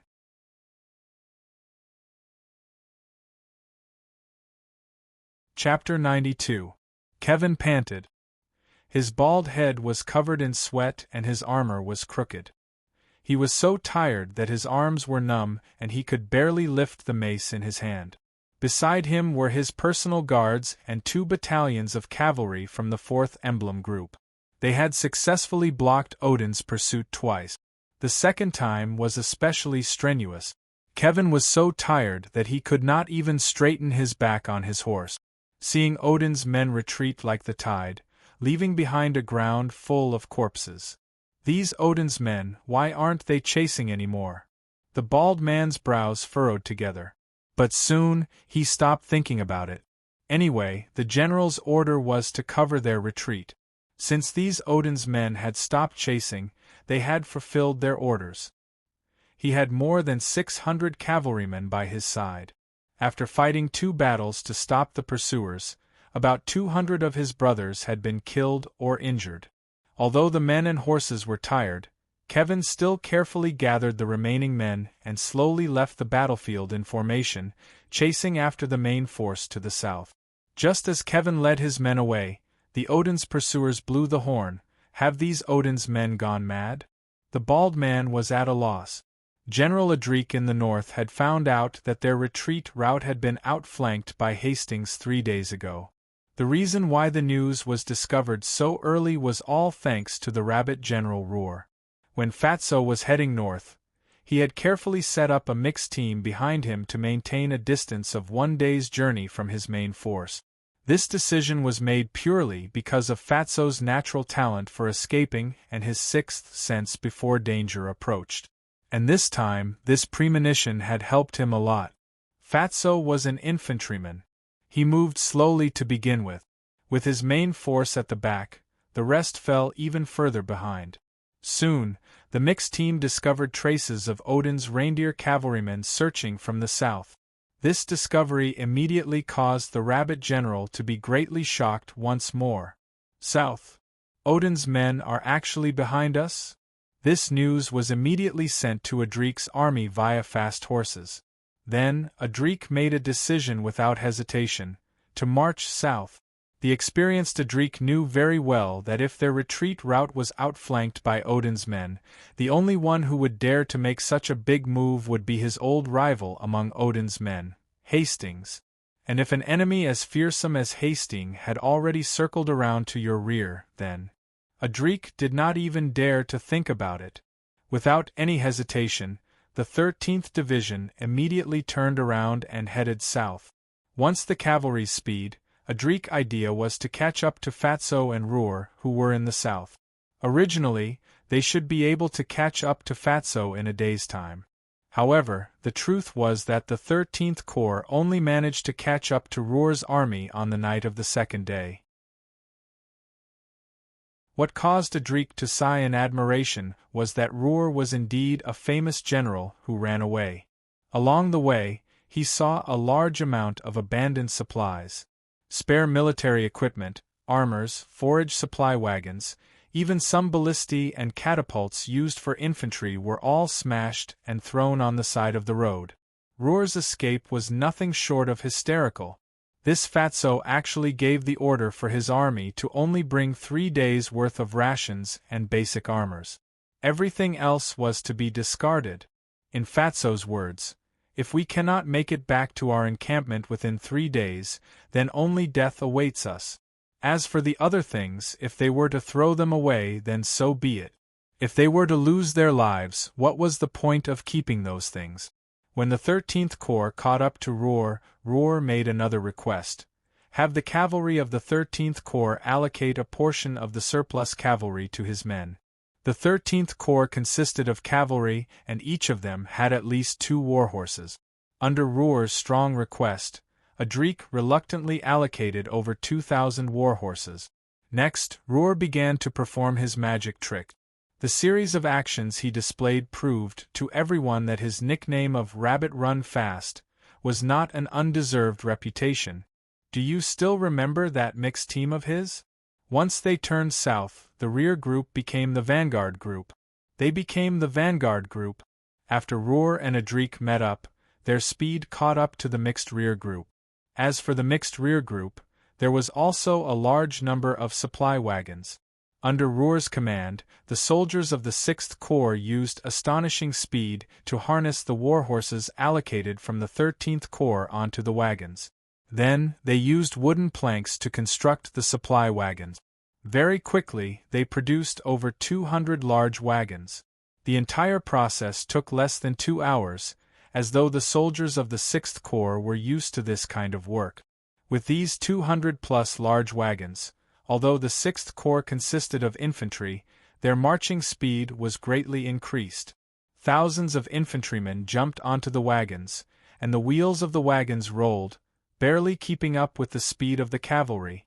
The 200 oversized wagons consumed 800 war horses to pull them, but these 200 large wagons could carry nearly 3,000 men. As for the remaining 1,200 war horses, each horse could be ridden by 2 men, bringing along another 2,000 men. With this, it was equivalent to adding wheels and legs to over 5,000 infantrymen. The only pity was that by the time these horses reached their destination, they would most likely die from exhaustion. While 5,000 men could ride horses or sit in wagons, the remaining 5,000 men of the 6th Corps could only use their legs to move.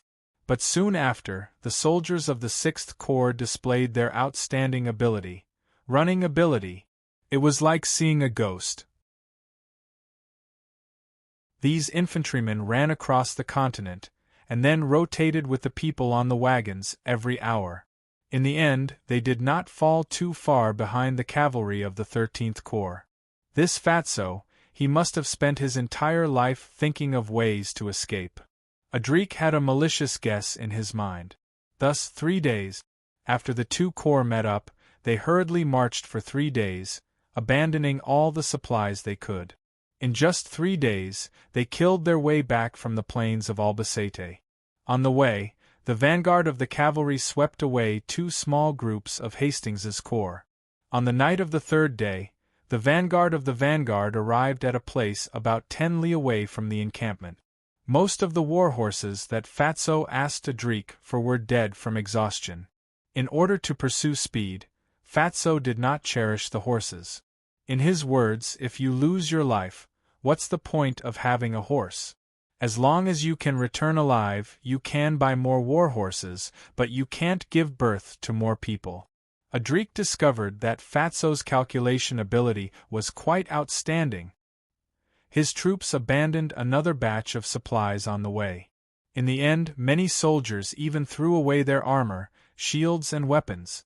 However, this kind of abandonment was not done in a panic, but in an orderly and even controlled way. Fatso calculated all the steps. After walking a certain distance, he would calculate how much supplies they could afford to abandon based on the stamina and marching speed of the soldiers. Every bit they walked, every bit they threw away, maximizing the balance between the soldiers' stamina, combat strength and marching speed. After arriving, Fatso's army could only have an average of 3 soldiers sharing a set of armor, weapons and equipment. In other words, only 1/3 of his army's combat strength remained. However, thanks to Fatso's method of taking turns to rest in the carriages, this 1/3 of the soldiers were able to maintain the minimum standard of combat strength. After 3 days of rapid marching, they were still able to maintain 1/3 of their combat strength. For an army that was not elite, this was already a very difficult feat. Adrik could not help but admire this. At the very least, he knew that if he was in a different place and had to lead an army of pure infantry, he would never be able to achieve what Fatso did. In response, Fatso explained, "Do you know what our 6th Corps' daily drill is? Let me tell you, armed long-distance cross-country training. In order to join my 6th Corps, the first requirement is not to be able to fight, but to be able to run." Kevin's men, who were bringing up the rear, had also caught up with the main group. The 600 cavalrymen accompanying the bald man were clearly exhausted, but their eyes were still bright. Their backs were still straight as they rode on their horses. However, the news that Kevin brought was not very pleasant. After accepting the mission of bringing up the rear and blocking the pursuers, Kevin fiercely fought 2 rounds with Odin's men at the beginning. However, after a while, Odin's men inexplicably retreated. From afar, they watched him leave and even blew their horns. How could there be such a thing as fighting to the death one moment and then waving goodbye the next moment? Although the Odin's men did not attempt to chase after them, they did not do nothing. The motley crew of Odin's men seemed to have gathered all the cavalrymen together.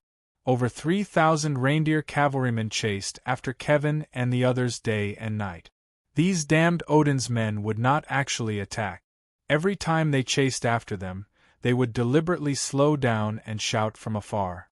They would brandish their swords and axes, trying to make as much noise as possible. They were like a pack of shepherd dogs, chasing after Kevin and the others as far south as possible. There were a few times when Kevin was so angry that he could not help but turn back and fight with the Odin's men. The warriors of the 13th Corps were all courageous. However, the moment they turned back, the Odin's men would turn back and flee in panic. In short, during these 3 days, everyone chased after each other. They were all yelling and shouting at each other from a long distance away. But there was not a single battle. Although Kevin turned back a few times, he did not dare to chase too far with his men. He only wanted to scare them a little. However, the Odin's cavalrymen behind them were like sticky candy that could not be shaken off. "Stop, go, chase, chase. They are not too far away from our rear." After seeing our main force, they immediately retreated. "However, I don't think they have gone far. They should be 2 to 3 li away from us," Kevin panted. General Adrik also spat out. Damn it, what are these Odin's men trying to do? General Roar had already unfastened the tendons on his armor, letting go of his round belly. He was panting contentedly when he heard those words. What else can they do? Chase us away.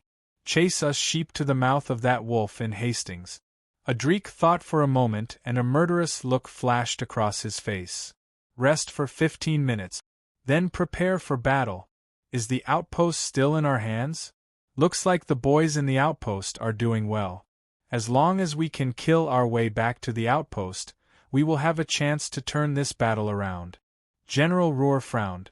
Fatso patted his belly lightly. This was a habit of his.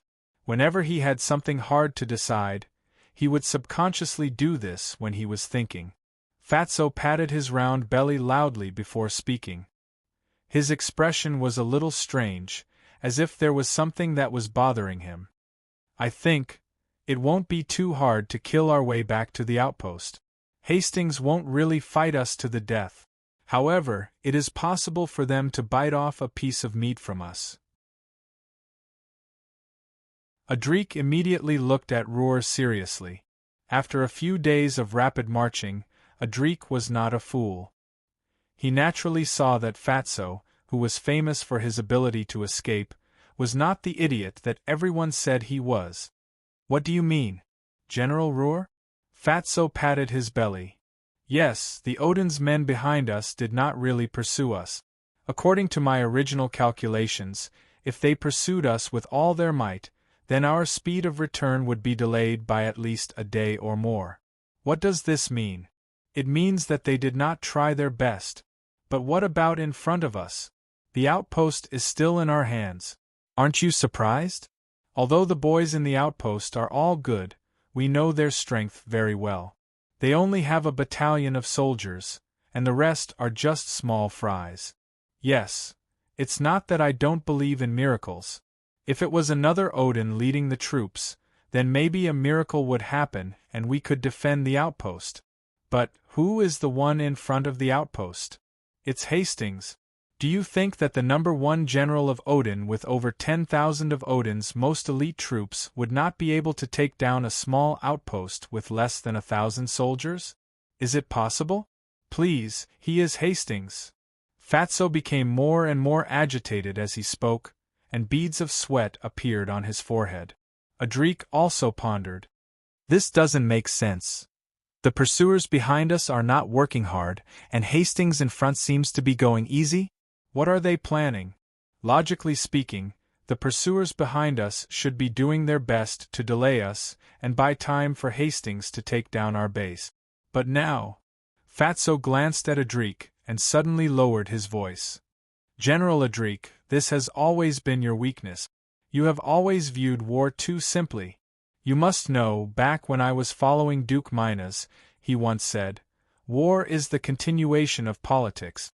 And this saying is not only applicable to both sides, it is also applicable to the same faction. Adrik knitted his brows. Duke Minas was one of the older generals of the Byzantine Empire.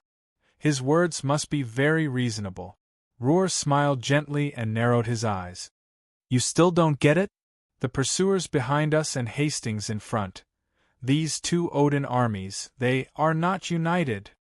This Fatso is truly extraordinary.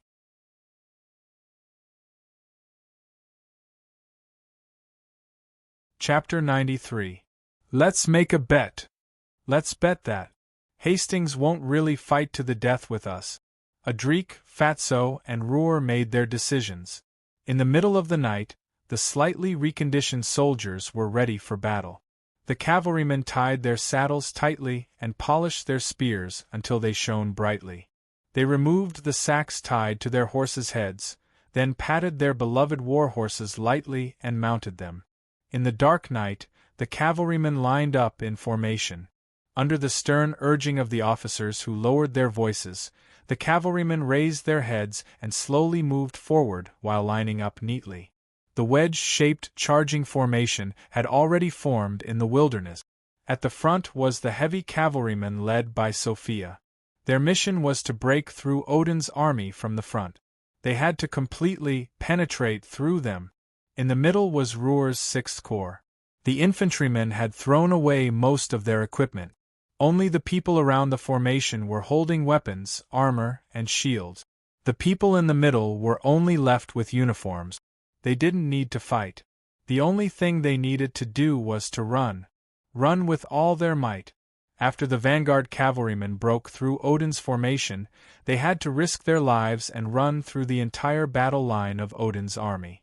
At the back, the 4th Emblem Group of the 13th Cavalry Division was responsible for bringing up the rear. The 4th Emblem Group's flag-bearer, Fonata, was a typical 37-year-old soldier of the Byzantine Empire. He was born in a middle-class noble family and had entered the army since he came of age. He was an intermediate level 6 warrior. He only had 3 fingers on his left hand. The 2 fingers that were missing were cut off 5 years ago when he was fighting at the Empire's northeastern border due to frostbite in the snow. The 37-year-old Fonata was given an important mission: bring up the rear. Not only did he have to guard against the Odin's army that had been blowing their horns to send them off, but he was also responsible for covering the main force's retreat in case they encountered danger after attacking Hastings's army. When Adrik gave the order to Fonata, he said in a low voice with a straight face, "You can die." However, the 37-year-old Fonata remained calm and didn't say a word. He straightened his body and looked at his general. Then, he thumped his chest and strode away. The assault was launched before dawn. Generally speaking, this was the time of the day when people were at their most tired and least vigilant. The assault troops moved slowly along the wilderness towards their target, the besieged encampment. When the vanguard was less than 3 li away from Hastings's army, the loud bugle call finally sounded. The bugle call tore apart the silence of the night. Amidst the impassioned sound of the horn, the cavalrymen roared with all their might.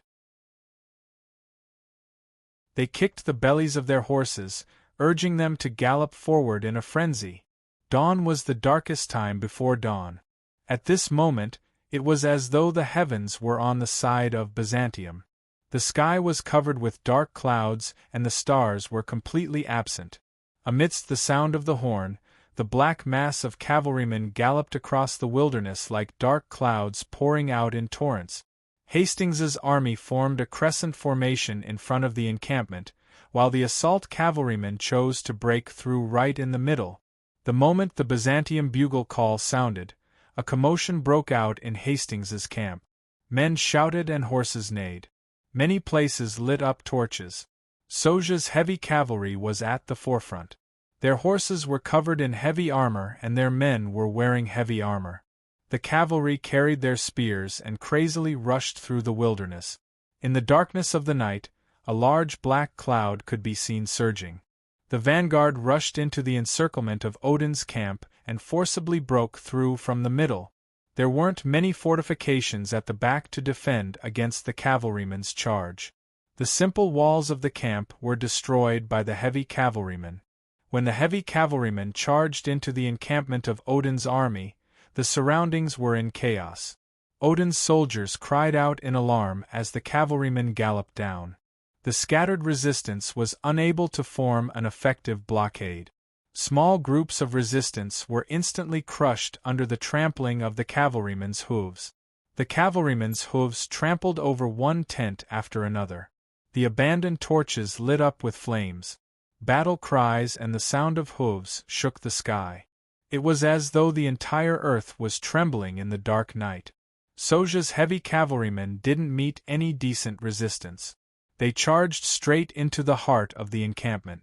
The galloping of the heavy cavalrymen and the powerful charging force of the cavalrymen wasn't something any Odin's army could withstand. After entering the encampment, the resistance of the Odin's army began to show its might. Some Odin's soldiers gathered together and formed a large-scale resistance. Small groups of reindeer cavalrymen came forward to slow down the charge of the heavy cavalrymen. At this time, the 6th Corps had also charged into the encampment of the Odin's army. Ruhr, Fatso, was walking together with his corps. This fat rabbit was wearing a full set of heavy cavalryman's armor. Fortunately, the warhorse he was riding was of the highest quality. Otherwise, with his weight and heavy armor, he probably wouldn't have been able to withstand the assault. Fatso rode on his horse with a long battle axe in one hand. He was surrounded by his personal guards as he shouted out orders one after another. The 6th Corps had formed more than 10 small teams. After following the heavy cavalrymen into the encampment of the Odin's army, they spread out on both sides and started setting fire along the way. Tents, rations, wooden fences, anything that could be set on fire was set on fire. It was obvious that this wasn't the first time these small teams had done something like this. As they set fire, they shouted at the top of their lungs in Odin's language. General Adrik led his personal guards and the rest of the troops in the third wave. Amidst the battle cries, they charged into the encampment of the Odin's army. The heavy cavalrymen in the vanguard were fighting hard, trying their best to clear a path. Fatso's subordinates were busy setting fire. Looking around, the encampment of the Odin's army was a mess. There were flames everywhere and people were running and shouting, "Too easy! Too easy!" Adrik was on high alert as he shouted for his troops to speed up. The 4th Emblem Group in charge of bringing up the rear was made up entirely of light armored cavalrymen. Kevin and a team of personal guards were also in the formation at the rear. After the main force broke through, the troops at the rear cautiously followed behind. Fontana's expression was solemn as he rode alongside Kevin. They could already hear the Odin's army that had been following them from afar. Odin's army's horns were mixed with the chaotic sound of hooves. It was obvious that these people would not let go of such a good opportunity to take a bite out of them. In the dark of the night, Hastings's army camp was in complete chaos. The heavy cavalrymen in the vanguard had almost completed an unimaginable mission, to break through Hastings's army camp. But now they actually did it. The vanguard had already broken out of the camp. In the distance, as long as they crossed the battlefield, they would reach the walls of the encampment. At this moment, whether it was Sophia who was leading the charge at the front, or Roar and Adrik in the middle, they all had the same question in their hearts. Hastings, what is he going to do? It was as if there was a hand in the unseen world that had gathered all the time nodes together. Just as this question surfaced in the minds of several Byzantium high-ranking generals, Hastings finally made his move. A short and intense sound of a cow horn rang out. On both sides of the assault troops, the sound of battle cries suddenly came from the camp. Odin's army's frenzied roars, the warhorses' neighs, the black bear's roars, the reindeer's howls. On both sides of the assault route, 2 black torrents were like ferocious beasts hiding in the dark. They finally found the enemy's weakness and pounced. Like a pair of pliers, they fiercely sandwiched the assault troops from both sides. Hastings finally made his move. The timing he chose was very clear, and his intention was also very clear. Target: the troops at the rear. He indeed had no intention of fighting to the death. But, if they wanted to break through Hastings's defensive line, the Byzantium army would still have to pay a price. This was Hastings's answer. The vanguard and middle troops had successfully charged through the main camp. The vanguard's heavy cavalry were already drenched in blood and sweat. As for Fatso's infantry, even if they could run, they were so tired that they could only gasp for breath. Although Hastings had given up on intercepting the assault troops from the front and had even emptied out the main camp's forces, the real killer move was aimed at the rear of the assault troop. Adrik could hear the battle cries of Odin's army from both sides. However, the battle cries were not directed at him. Instead, they were directed at the rear. At this moment, Adrik was faced with a huge problem: turn around and kill, or continue to move forward. As the commander of the 13th Corps, Adrik finally gritted his teeth and shouted, "Forward! Continue to move forward!" 2 black torrents fiercely crashed into the assault troops' route from the left and right before converging with a loud bang. The ones running at the front were Odin's powerful troops, berserkers. These heavily armored black bears charged into the formation at the back of the formation. Dozens of black bear warriors quickly formed a wall, blocking the formation at the back of the formation. The cavalrymen of the third emblem group showed no signs of fear. They roared crazily and charged forward with their spears. The cavalrymen who were running at the front were quickly knocked down by the charging black bears. The cavalrymen who were following behind them waved their spears with all their might, greeting the gigantic creatures in front of them mercilessly. The formation was quickly pulled apart and then completely separated. More and more Odin's army surged forward. Dozens of black bear berserkers blocked the cavalry for a moment, but the path forward had already disappeared. After the cavalry paid a heavy price, they finally stabbed the dozens of black bears in front of them. The ground was littered with corpses of men, horses, and bears. In front of them, Odin's reindeer cavalry was almost in front of them. There was no path forward. Only Odin's shiny axes could be seen. Odin's reindeer cavalry surrounded them layer by layer like sticky candy. They surrounded the rear troops of the 3rd Emblem Regiment like layers of sticky candy. Kekkelin's pursuing troops also closed in on them. They obviously changed their previous attitude of sending them off. The reindeer cavalry roared happily as they chased after them. Then, it was a chaotic battle. The rear troops no longer had any formation to speak of. As they ran, 2 groups of Odin's army ruthlessly pierced through their flanks. Very quickly, they were cut into 3 pieces, like 3 masses of black scattered on the ground. Immediately after, they were surrounded by even more dark clouds of Odin's army. The sound of blades cutting into armor, the sound of spears piercing through flesh, the screams of injured warriors falling off their horses, the last shouts of life before death. At this moment, iron and blood could no longer be separated from each other. The gates of the encampment had already opened. The vanguard of the heavy cavalry rushed in. Soja was so tired that she could barely breathe. Even though Hastings had intentionally gone easy on them, the heavy cavalry still lost about 20% of their forces. Every cavalry's armor was no longer black, but a tragic red. Then, Fatso's infantry rushed in. Once these 6th Corps fellows rushed into the encampment, they frantically fell to the ground and gasped for breath. Half of the small teams that were responsible for setting fire to the encampment were caught in the chaos. When Adrik led the remaining troops into the encampment, not a single Odin's soldier chased after them. In the empty battlefield, the battle cries grew louder and louder in the distance. Countless torches lit up the surroundings. They lit up the area as if it was daytime. Hastings's answer was very clear. I don't have a big appetite. It's enough to eat up your rear troops. Adrik's heart was bleeding. He knew that one of his emblem groups had been trapped, but he was powerless to do anything. All the cavalry had used up their last bit of strength. The heavy cavalry no longer had the strength to continue fighting, while Ruhr's men, they were infantry. You can't expect a group of infantry to throw away most of their equipment after rushing for 3 days and 3 nights, then throw away their arms and legs and go to their deaths on the battlefield. Damn it. I only need a fresh army. Even if it's only 1,000, no. 500. Even if only 500 people rushed out, perhaps they could rescue more of their brothers. At this moment, Adrik heard a deep roar. Move aside. Move aside.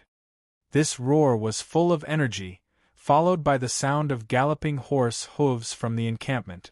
With Adrik's experience, he could immediately tell that these galloping horse hooves were full of power. Obviously, this was the result of conserving energy.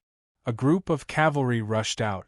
Although from Adrik's point of view, this group of cavalry couldn't be considered elite based on their attire, only half of the horses could be considered qualified war horses. But most of the horses were like short and small horses or even mules and horses. But the riders on the horses had their backs straight and the expression in their eyes, fully displaying their abundant physical strength and exuberant energy. The rookie bodyguard that he had just taken in ran at the front. He held a battle axe and rushed to the front. The axe in his hand danced in the air, and a loud roar shook the entire battlefield. "Follow me! Go and rescue our brothers!" Galloping horse hooves, the cavalry roared loudly and followed behind Shea. The formation swept past Adric like a gust of wind and rushed out of the camp gate.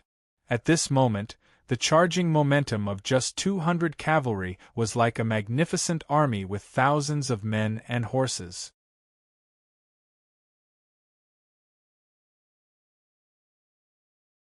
Chapter 94. These 200 riders looked like a motley crew of soldiers. Their armor and equipment were of all kinds. The riders at the very back of the troop were even wearing light infantry armor that was pieced together. The only difference was that a thick breastplate was nailed to their chests. The hooves of the horses trampled the ground, as the 200 cavalrymen galloped into the distance in a triangular formation. Hastings' main camp was still empty. The Odin soldiers still hadn't recovered from their shock, as they were stunned by the sudden appearance of the Byzantium cavalrymen. Shea swung his long axe, directly chopping an Odin soldier in front of him into two. The momentum of the horses' charge sent the corpse flying. The 200 warriors behind Shea charged forward without waiting for the Odin soldiers to recover from their shock. Once again, they pierced through the main camp of the Odin soldiers. The troops at the back had already been split into three. The chaotic battlefield had turned into a miserable slaughterhouse. Shea's 200 cavalrymen charged through the empty main camp of the Odin soldiers. Before they even got close, the elite warriors of Hastings had already made their move. 100 of them swiftly turned around and charged towards Shea's formation. This was a group of cavalrymen. Majestic reindeer raised their heads and raised their massive horns. The Odin soldiers on the reindeer's back roared madly, with battle axes in their hands. The strongest of them all were the 2 Odin berserkers riding on bears at the very front of the formation. Shea was still charging at the very front. In order to maximize the momentum of his horse, he didn't even wear any heavy armor. His arms were bare, and the leather armor on his chest was lined with 2 pieces of dragon scales. A black bear berserker charged at him, and its massive bear paw slammed down. Shea instantly smelled a fishy stench. Brandishing his long axe, his eyes instantly turned red, and his crimson-red do-chi was unleashed without reservation. With a crack, the axe flashed past the black bear's body with a faint red light. The metal armor on the black bear's forelimbs was torn apart along with its flesh. Following that, the black bear's head was also torn apart. Shea leaped onto his horse and leaped over the corpse of the bear. He turned his axe around and used the tip of the axe handle to smash the head of the Odin warrior who was riding the bear. Shea took the lead, and the triangular formation of the charging cavalry immediately collided with the Odin warriors in front of him. The frontline soldiers from both sides were immediately thrown off their horses. Some of the cavalrymen fell off their horses.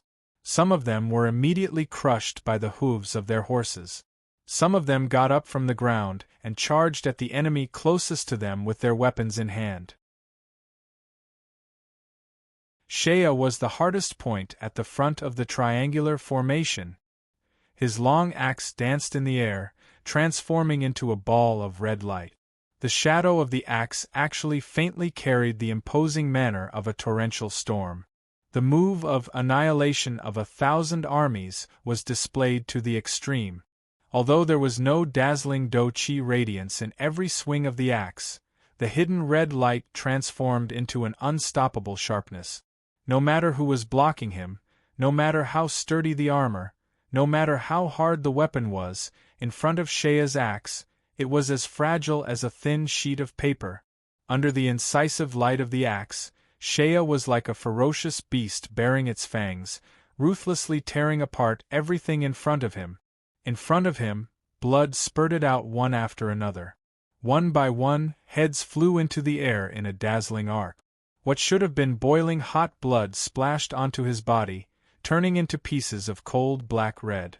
Although there were only 200 cavalrymen, but with Shea as the vanguard, these 200 cavalrymen erupted with astonishing courage and fighting strength. Shea roared as he advanced. The knight behind him charged forward bravely. Following behind Shea, they trampled the enemies in front of them into pieces. Soon, a group of 100 soldiers could not even block for a moment. After a face-to-face confrontation, they were smashed into pieces. Shea's formation immediately crashed head-on into the encirclement. Shea roared. Odin's axes, sabers and war hammers left countless scars on his chest and back. However, under the enhancement of dragon blood, ordinary attacks were unable to cause any substantial damage to him. Shea, at this moment, seemed to have transformed into the strongest killing god on this battlefield.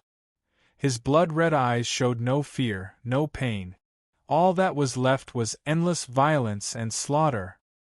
His frenzied roars pierced through all the cavalrymen, causing their blood to boil and their eyes to turn red. They were not just courageous. At this moment they were fanatical. Facing the axes of Odin's men, they fearlessly charged forward. Using the spears in their hands, they pierced the enemy's body. At the same time, their blood sprayed onto the ground.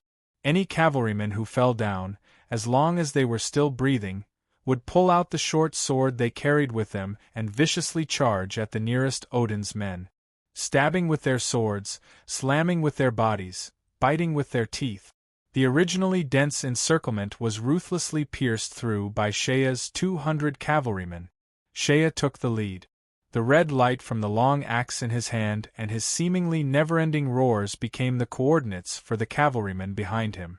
The cavalrymen seemed to have forgotten everything else. There was only one thought in their minds: charge. Follow the direction of this fellow, charge.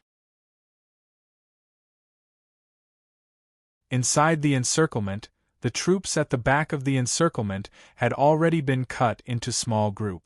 Shea was slaughtering like crazy, and the soldiers of the Byzantine Empire, who were trapped by the encirclement, were all gathered together. Like a small stream flowing into an ocean, a lot of soldiers behind him fell, but more and more of them gathered together. It was not that the soldiers did not know fear, nor did they not know fear. However, this country bumpkin had become the source of everyone's courage, no matter what was in front. Whether it was the mountain of blades and sea of flames of Odin's men, the densely packed axes of Odin's men, the sharp spears of Odin's men, the berserker riding on a black bear, or the densely packed Odin's reindeer cavalrymen, this country bumpkin would always roar out fiercely and be the first to charge forward. Using an almost inhuman method of combat, he would forcefully break open a hole in the hardest and densest formation. There was even a moment where the cavalrymen following behind Shea had an illusion in their hearts. It is as though we are invincible. After ferociously weaving left and right through the battlefield several times, Shea had already gathered over 600 cavalrymen around him. More and more soldiers from the rear were gathering together. Odin's men had already noticed the threat posed by Shea. Group after group of Odin's elite soldiers surged over. Soon, they felt the pressure. The number of Odin's men around them was increasing. Despite having Shea as the vanguard opening the way, on the battlefield, no matter how strong one's martial prowess was, it was impossible to truly change the outcome of a battle. Moreover, this country bumpkin was far from being invincible. Finally, he was injured. 2 Odin's warriors were tightly entangling him. The opponent's axe carried the explosive power of Do-Chi. Shea's armor was cut open by the opponent's axe. Suddenly, he was knocked off his horse by the powerful impact. The handle of his axe was chopped off by an Odin's warrior. Shea ruthlessly stabbed half of the axe into the opponent's chest. However, his shoulder was struck by a heavy hammer. Under the explosive Do-Chi, the light armor on his shoulder was instantly shattered. The country bumpkin felt a sweet taste in his throat as he spat out a mouthful of blood onto his horse's head. With a flip of his hand, he pulled out his flaming fork and chopped off the opponent's deer head. While the opponent's deer was down, the flaming fork chopped off the opponent's head. Shea gasped for breath. He felt that more than half of his strength had been consumed. The crimson dochi could only be used for about the time of a meal. At this moment, more than half of the time had passed. He was afraid that he wouldn't be able to maintain this invincible state for much longer. Looking around, the surrounding people were like ants. Looking at the troops behind him, Shea knew that he had reached his limit. Being able to save so many people was already his limit. If he continued to charge forward, he was afraid that everyone would die here. At this moment, he suddenly heard an angry roar. Among the dozens of Odin's warriors on the left, a familiar bald man was roaring angrily. A ball of blood burst out from somewhere. Shea's eyes suddenly turned red. He roared and charged forward. Kevin was gravely injured. His right shoulder was broken. Kevin was seriously injured. The pauldron on his right shoulder was shattered, along with the bones in his right shoulder. He barely managed to block the attacks with a longsword in his left hand. With only one hand, he no longer had the strength to wield a heavy weapon like the mace. His horse was dead and he stood on the ground. His left leg was in severe pain, and the pain and powerlessness made his heart sink. However, he did not even have the time to lower his head to check on his injury. Sharp blades came stabbing at him from all directions. Kevin could only swing his longsword with all his might, but his back was quickly slashed twice again. He heard the sound of armor tearing, but he did not feel any pain. He was probably numb to it already. Kevin's eyes were covered in blood. He could no longer see his surroundings clearly. Everything he saw had turned into a sea of blood. At this moment, he heard a familiar roar. Then, a horse charged over and knocked two Odin's men in front of him into the air. A red light swept across. The weapons in the hands of the Odin's men were broken. A few heads flew into the sky. Shea grabbed Kevin's back and threw him behind him. The two of them rode on the same horse. Kevin hugged Shea's waist and gritted his teeth. "Lao Tzu owes you again," Shea laughed wildly. He pulled out a long spear from the ground. Nobody knew who had dropped it. Channeling all his strength into his arms, he fiercely threw it forward. With a bang, the long spear knocked down more than 10 Odin's men in front of him. He jumped on his horse and rushed out, trampling over the crowd. Hastings stood there coldly, far away from the encirclement. His eyes were fixed on the battle within the encirclement. His eyes were fixed on that one person. That person was invincible. Very strong, but he doesn't have the heart of a true warrior. Hastings seemed to be whispering to himself. He turned his head and pointed at a point on the battlefield with his war spear. "Give up on the others. I only want his life." Behind him, hundreds of black bear berserkers responded with a loud roar and rushed out amidst a series of wild roars.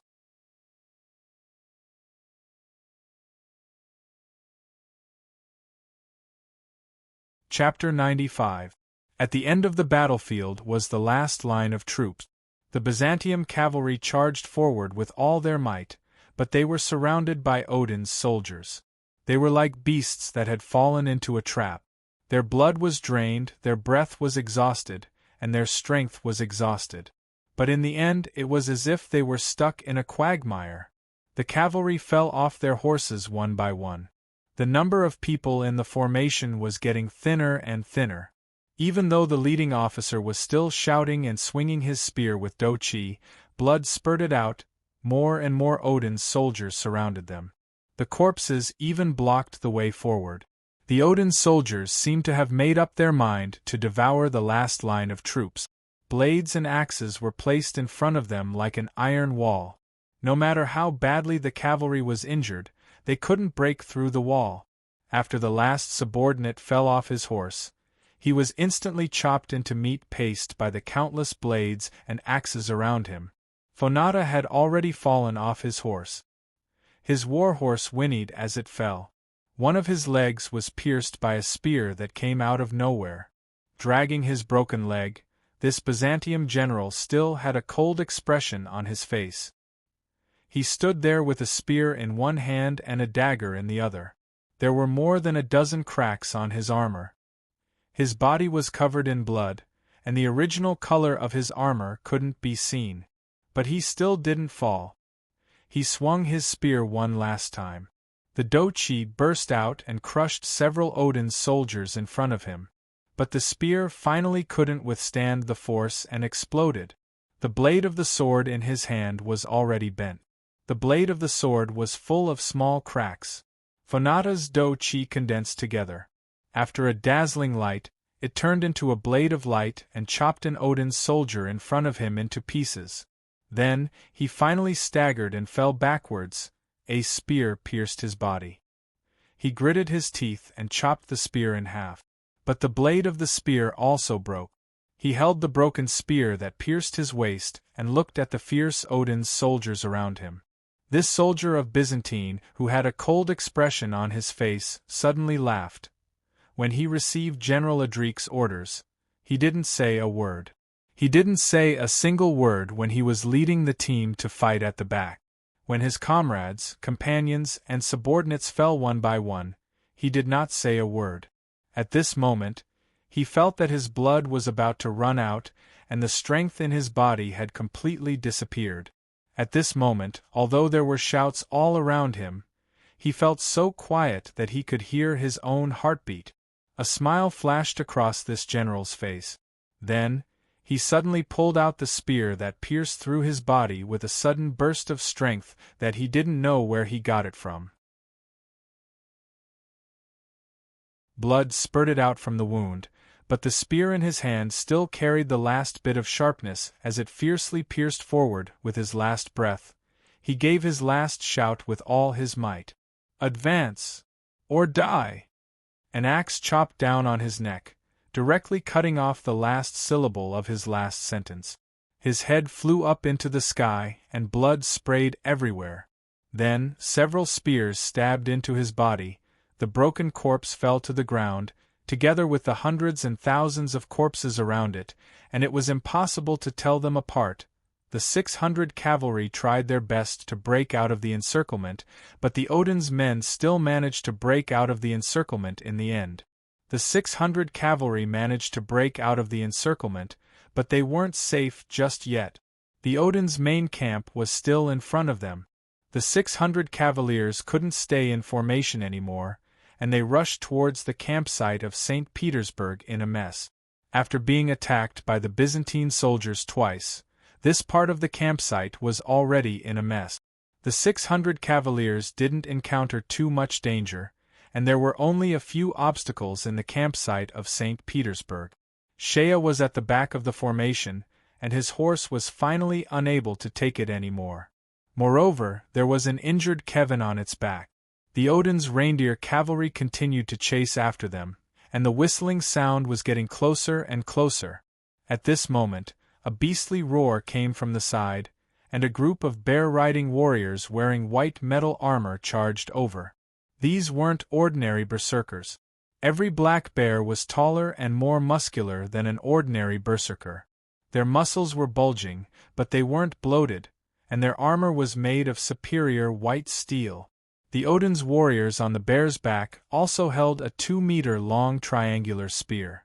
The style of the spear was actually quite similar to Hastings's. The speed of these white armored berserkers was shockingly fast. They quickly caught up to them from the side. Although Shea tried his best to urge his horse to run, his warhorse finally suffered some injuries from the long battle, and its running speed clearly slowed down. Soon, a white armored berserker rushed to his side and swung its huge paw down. Shea grabbed his flaming fork to block. With a clang sound, the bear's arm broke, but Shea's body shook. He felt the opponent's powerful strength, and the moment the berserker on the bear's back fell down, the berserker pounced over. The triangular spear swept towards Shea's eyes, and Shea used all his strength to block it once more. This time, he heard a muffled sound, and Shea felt his arm tremble violently. Although the triangular spear broke, the powerful force caused Shea to feel a burst of tightness in his chest. The Odin's warrior landed on the ground and let out a crazy roar. "Beast Soul Warrior?" Shea's heart suddenly lit up. After he was blocked, 2 more white-armored berserkers immediately came over. Shea used all his strength to block 2 triangular spears, but his flaming fork was after all too short. It could only protect the front, but not the side. The opponent's long weapon swept over, and he had no choice but to use his body to block it. Bang! With a muffled sound, Shea used his shoulder to block the attack. Immediately, he heard the sound of bones cracking, and the flesh on his shoulder was torn open. After taking this attack, Shea's vision suddenly turned black. He swung his flaming fork to break the opponent's spear, and finally, blood flowed out of his mouth again. The flaming fork glowed red as it cut off the arm of a beast soul warrior. Seeing the severed limb flying, the berserker's face did not show any signs of pain. His eyes were still filled with violence and hostility. He madly pounced and jumped up, trying to use his body to knock Shea off his horse. Beast soul warrior! A powerful beast soul warrior!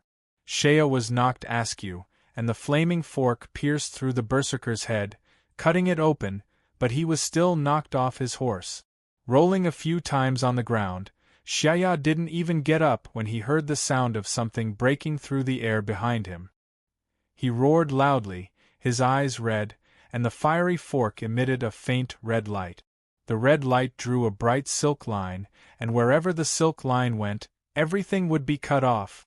A few violent bears were dismembered, but the beast soul warriors did not hesitate to pounce on Shea after they landed on the ground.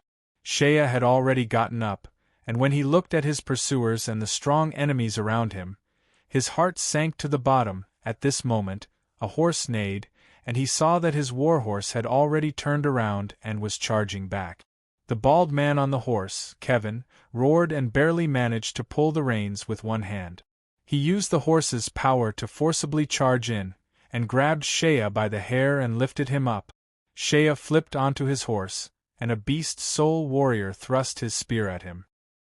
He blocked it with his flaming fork, and then kicked the beast soul warrior in front of him fiercely, knocking him away. The beast soul warriors behind him roared angrily and chased after him, but after all, without the violent bears, they were soon left behind by the horses, and they were getting further and further away. Shea was the last to jump out of the enemy's camp. The moment the horses' hooves jumped out of the camp, looking at the spacious battlefield and the distant fortress wall in front of him, the country bumpkin's heart suddenly gave birth to the joy of surviving a calamity. He couldn't help but laugh wildly. With one hand holding the reins and the other holding the bald man, he shouted, "We survived! Bald man! We survived!" Kevin only snorted. His voice was weak, and his body seemed to be trembling slightly. The pursuers behind them were getting closer and closer, but when Shea finally galloped to the camp's entrance, a dense wave of arrows blocked the pursuers behind. After Shea's horse rushed into the camp's entrance, the camp's gate was immediately slammed shut, and then countless pieces of wood were piled up at the entrance, completely blocking the camp's entrance. Shea's horse rushed forward for another 10 steps before finally stopping. The country bumpkin on the horse was so tired that he could not breathe. He leaned on Kevin's back, stuck out his tongue, and laughed wildly. "Lao Tzu is not dead. We are back. Ha ha ha ha. Kevin, you king owe me a life again. Ha ha ha ha." After laughing for a while, Shea suddenly felt that his arm was wet. He looked down and saw that his arm, which was lying on Kevin's waist, was covered in blood. The blood had completely soaked his clothes and the pants on his thighs, and Kevin's body was leaning weakly on him, as if he could not move at all. A broken spear tip pierced into the bald man's waist, right next to the edge of the armor. Blood had already soaked the bald man's clothes, and it was a ghastly sight. Shea's mind suddenly exploded. He roared, jumped down from the horse, and frantically carried Kevin down. The bald man's face was as pale as paper, and his eyes, which were usually bright, were now without a trace of spirit. His waist was bleeding profusely, and he lay on the ground, dyeing a large patch of the ground red. Shea's hand gently landed on Kevin's waist, but he did not dare to pull out the broken spear tip. He was very clear that if he pulled out the spear tip, Kevin would immediately bleed out. The bald man's breathing was weak as he lay there. Shea lifted Kevin's bald head and pressed it against his thigh. An indescribable pain suddenly appeared in his heart. Kevin, F***ck. You bastard, you are not allowed to scare Lao Tzu. You F***king O Lao Tzu alive. You F***king breathe. Say something. The bald man's lips had turned white, and the intense pain caused this tough man's body to twitch. He barely managed to move his lips, and raised his finger to point at the broken spear tip in his waist. His face squeezed out a pale smile. Bullshit. I owe you a life. Lao Tzu, I've returned it. Shea immediately recalled the scene when he fell off the horse, and this bastard rushed back into the crowd to pull him out. The country bumpkin suddenly roared, and his spittle sprayed onto Kevin's face. Who told you to return it? Who told you to return it? You are not allowed to return it. You F***king owe me a life. Lao Tzu will not allow you to return it now. The corners of Kevin's mouth twitched, and he suddenly shook his head. His smile gradually faded, and he took a deep breath. His finger pointed at Kevin's chest. Brother, do me a favor. Bring it back. Before he could finish his sentence, Kevin's eyes lost their focus and he breathed out his last breath of hot air. The surrounding people had already rushed over, only to see Shea holding Kevin in his arms, both of them sitting on the ground. Seeing Kevin's last breath, the nearby Byzantium soldiers stopped in their tracks and stood there in a circle. At this moment, no one stepped forward, and no one knew what to say or what to do. Shea sat there, completely dumbfounded. He hugged Kevin tightly, and for a long time, he was unable to utter a single word. At this moment, no one had the heart to disturb Shea, and everyone's gaze was fixed on him. After a long time, Shea suddenly regained his senses. His face was terrifyingly calm and terrifyingly gloomy. He gently undid the armor on Kevin's chest, and took out something from his chest. After unfolding it, it was a piece of sheepskin dyed red with blood. The sheepskin was stained with blood, but under the blood, there were lines of blurry handwriting. The handwriting was written with charcoal, and the sheepskin itself was already in tatters, with scratches all over. Shea knew that it was a letter from Kevin to his family. Us soldiers do not have that much money to buy paper, and paper is too easily damaged. So, we use sheepskin to write letters to our families. After reading it, we scratch off the words, so it can be used repeatedly. This is a letter from my wife, I have a wife, her name is Yuria. Let me tell you, she is a purebred Rhodrian woman. Her grilled steak is excellent. If there is a chance, I invite you to my house to try her cooking. You are a good fellow, we can become good friends in the future. I owe you my life. Nonsense. I owe you my life. Lao Tzu, return it. Shea held the sheepskin in his hand, then carefully folded it and placed it inside his chest. Every movement he made was very light, as though he was afraid of damaging even a corner of the sheepskin. Finally, after doing all that, he let go of Kevin's body and stood up. He stood there, both his arms trembling, followed by his body. When his body was unable to suppress the trembling, Shea finally let out a loud roar. This roar contained boundless mournfulness and anger, like the howling of a wild beast in the night.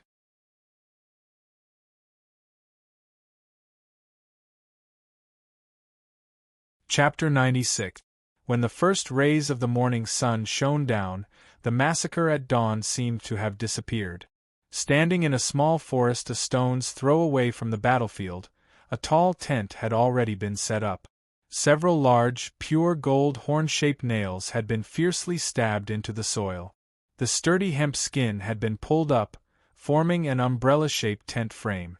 Dozens of high-quality sheepskin blankets had been laid out on the grass, and they were exceptionally soft to step on. More than 10 barefoot, shaved, and bare-chested Odin attendants with large golden earrings hanging from their ears were topless, revealing their muscular bodies. Their hands were holding all kinds of tools, and they were currently busy. Cuchulainn stood in front of the forest. Behind him, 4 attendants were kneeling at his feet, each of them holding a round plate of pure silver in their hands. Cuchulainn gently flipped her hair. Her long hair had been woven into little whips. Today, he was wearing the most luxurious robe, and a snow fox fur coat from the coldest snowy plains in the northern kingdom was draped around Cuchulainn's neck. The silver cloak was sewn from hundreds of pieces of the best silver fox fur, and under the silver cloak, there was an eye-catching fiery red armor that was engraved with exquisite patterns. On the breastplate, there was a blooming snow lotus that contrasted sharply with the color of the bright red armor.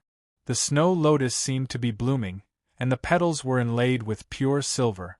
Under the reflection of the sun, there seemed to be light flowing through the patterns. The boots were made from the finest sharkskin from the Lantis kingdom, and even the spurs on the boots were made from pure gold. Cuchulainn silently looked into the distance, and then casually picked up a golden bowl filled with red wine from a silver tray behind him, and brought it to his mouth. In the distance, 2 bare-chested Odin attendants had already set up a bonfire and a metal frame. They placed a naked lamb on top of the fire, and as they turned it, they used large brushes to brush the best honey and spices on the lamb. Sigh. Why is it that when I see such a massacre, my heart softens? Cuchulainn put down the golden bowl, and pursed his lips into a smile. His fair face that did not seem like Odin's had a faint trace of worry, and he turned around to grab his delicate little harp from the hands of another attendant. Sigh, I really want to hear the harp play. Just as Cuchulainn was sighing as he looked at the morning sun, the sound of hurried hooves could be heard from the forest. A black horse galloped over, and wherever it went, the densely packed Odin's warriors would bow and retreat to the sides like a tide, opening a path for it. Hastings was still wearing his black robe, and he directly galloped to Cuchulainn's side before dismounting. He stabbed his tri-edged war spear into the ground, and his black robe fluttered in the wind. His entire person was like a ball of black flame, and he slowly walked to Cuchulainn's side. Hastings stopped when he was only a few steps away from Cuchulainn. His slightly feminine eyes stared at Cuchulainn's side profile. At this moment, Hastings narrowed his eyes and used his unique hoarse and calm voice to softly say, "Don't worry, Cuchulainn. Don't worry, Cuchulainn. I don't know why, but every time I get so close to you, I always have the urge to draw my sword and kill you on the spot." At this moment, Cuchulainn felt a murderous aura assaulting his body, but his brows relaxed instead. He turned to look at Hastings, and he elegantly bowed. His white face carried a smile, but his pair of dark green eyes were as deep as a lake. "Oh, our great war god Odin, just now I looked up at the morning sun, and my heart was filled with emotions. It is your wisdom and the light of the brave that illuminates this land. But—" He wrinkled his nose slightly and said with a bitter smile, "Could it be that before you come to see me, you can't change your clothes first? You know, I have always hated the smell of blood." Hastings's murderous aura gradually dissipated, and his feminine eyes also opened.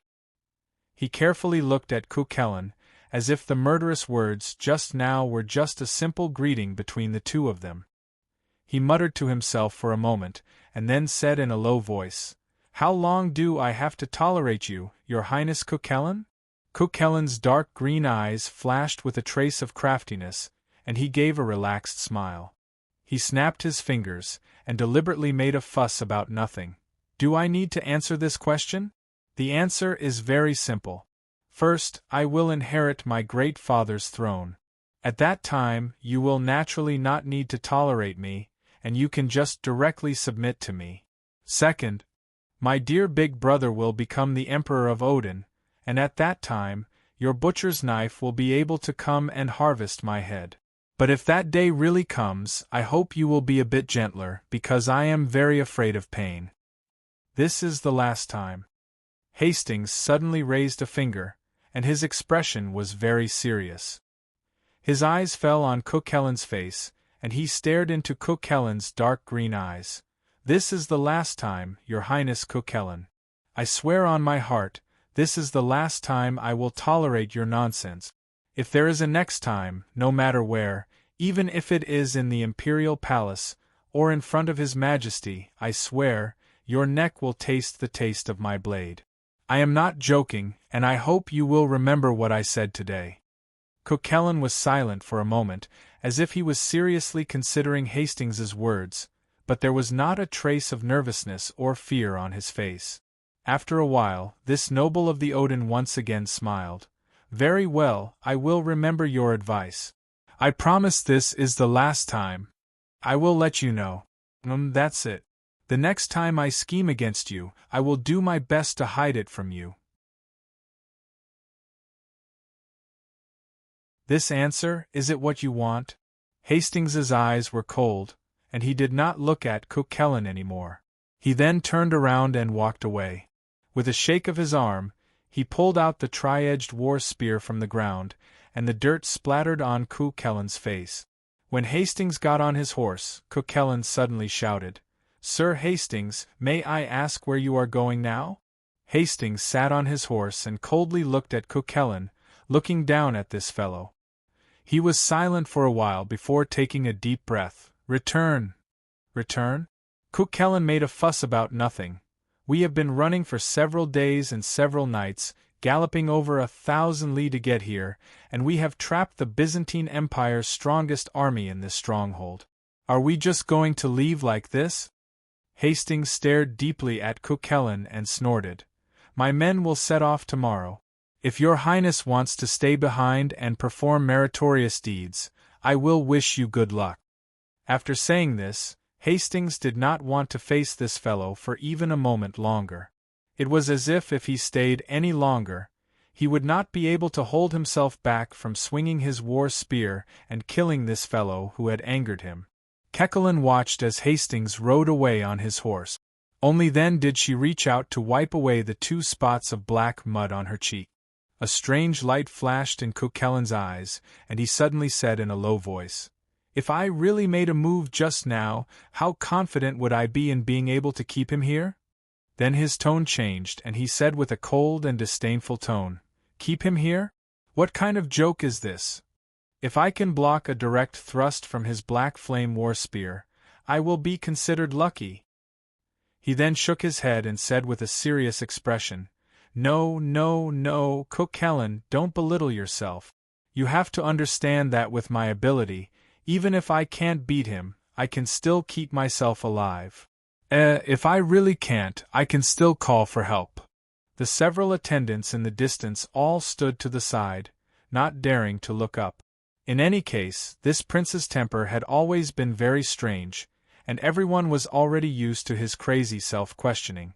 After a while, Cucullin let out a sigh, and as if he was very dissatisfied, he loudly shouted, all right, there is no need to set up that damn tent.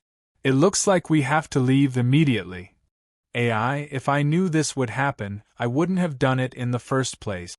If I didn't scheme against that fellow Hastings, we might already be holding a victory celebration in the enemy's camp. If that's the case, then I really am a despicable fellow." The servants who were busy in the distance all stopped what they were doing and stared blankly with their mouths agape. "Didn't you hear what I said?" Cucullin impatiently waved his hand. "Immediately prepare the salutes, we have to leave again." After a pause, his eyes suddenly sank and he took a deep breath. "Light up all the candles I brought." "Candles?" One of the attendants could not help but remind him in a low voice. "Your Highness, right now. It is daytime.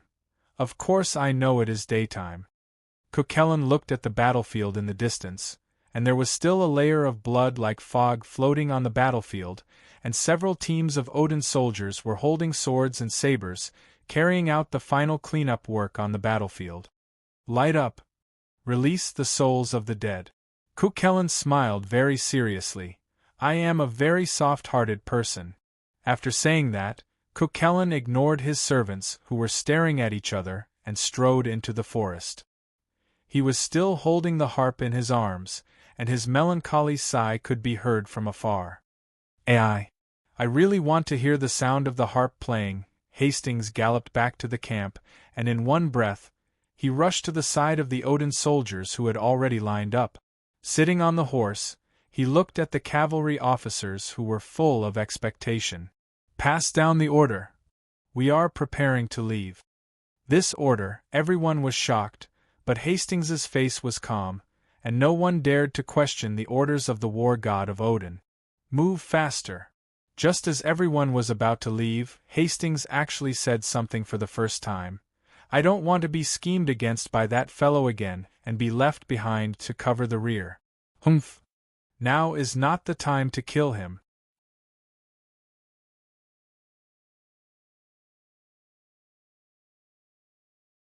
Chapter 97.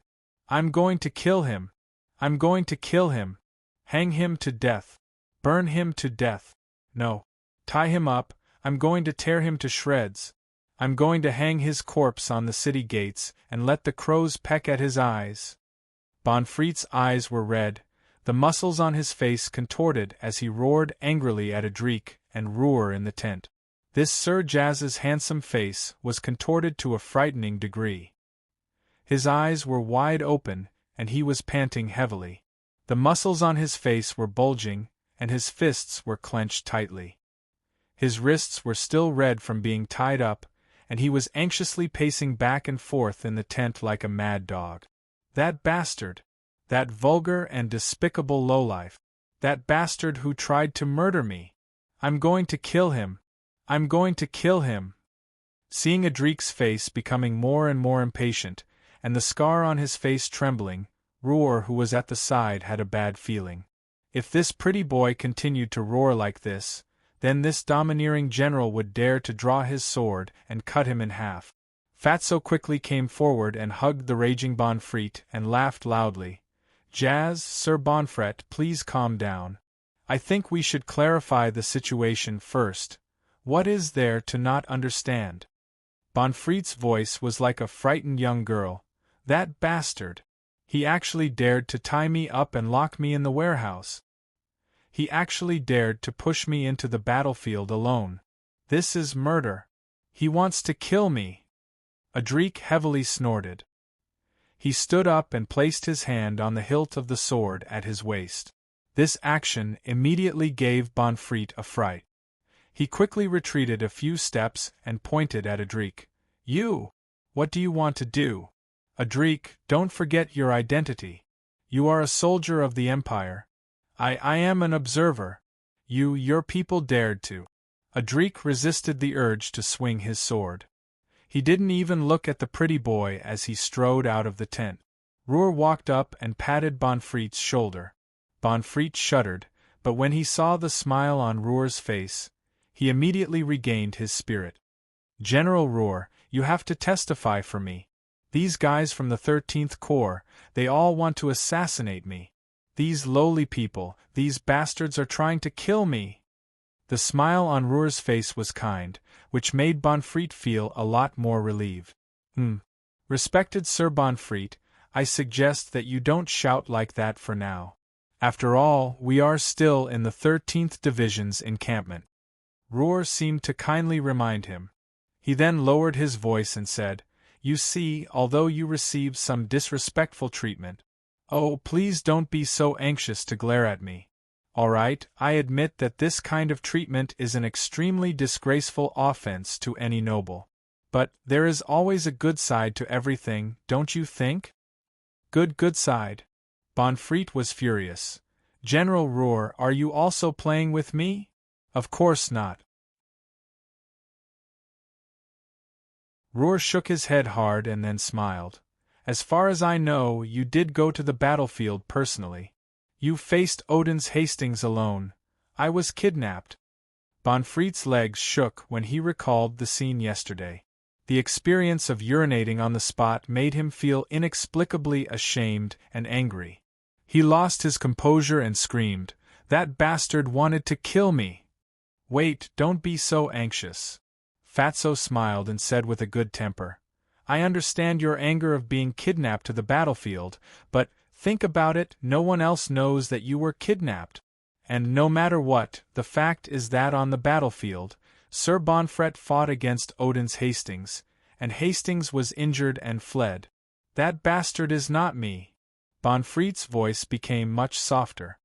"But no one else knows, especially Odin's people." Fatso grinned, his smile was very sly. "You see, on the battlefield, fighting against Hastings alone is a great honor. And this time, His Highness the Crown Prince sent you to the front line for—" He looked at Bonfret and lowered his voice. "So, the person who fought against Hastings is Bonfret, and you are Bonfret." This saying, tens of thousands of soldiers heard it with their own ears. Bonfret was tempted. "So we can't kill that bastard for now." Roar smiled. "At least, we have to wait until this military merit falls on your head. Before that, he can be considered as a witness. Moreover, he is just a small soldier. After the situation is settled, we can deal with him however we want. Are you afraid that he will fly away?" When Roar walked out of the tent, Adrik was outside giving some instructions to a few deputy generals. Seeing Fatso come out, Adrik sneered, "Have you coaxed that child?" "Ha, he is indeed just a child, a spoiled child." Fatso pursed his lips to the side. "However, this child is His Highness the Crown Prince's side, the person who sleeps beside him. It's just a few words of coaxing. It doesn't cost us anything." Adrik sneered but did not say anything. Fatso sighed. "I know you are a very prideful fellow. Let me do these things.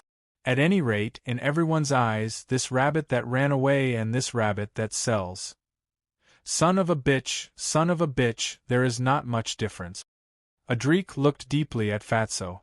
Then, he suddenly patted Fatso's shoulder and said with a serious face, "You are an outstanding soldier, General Roar." Then, he sighed, "I have to go check on that kid.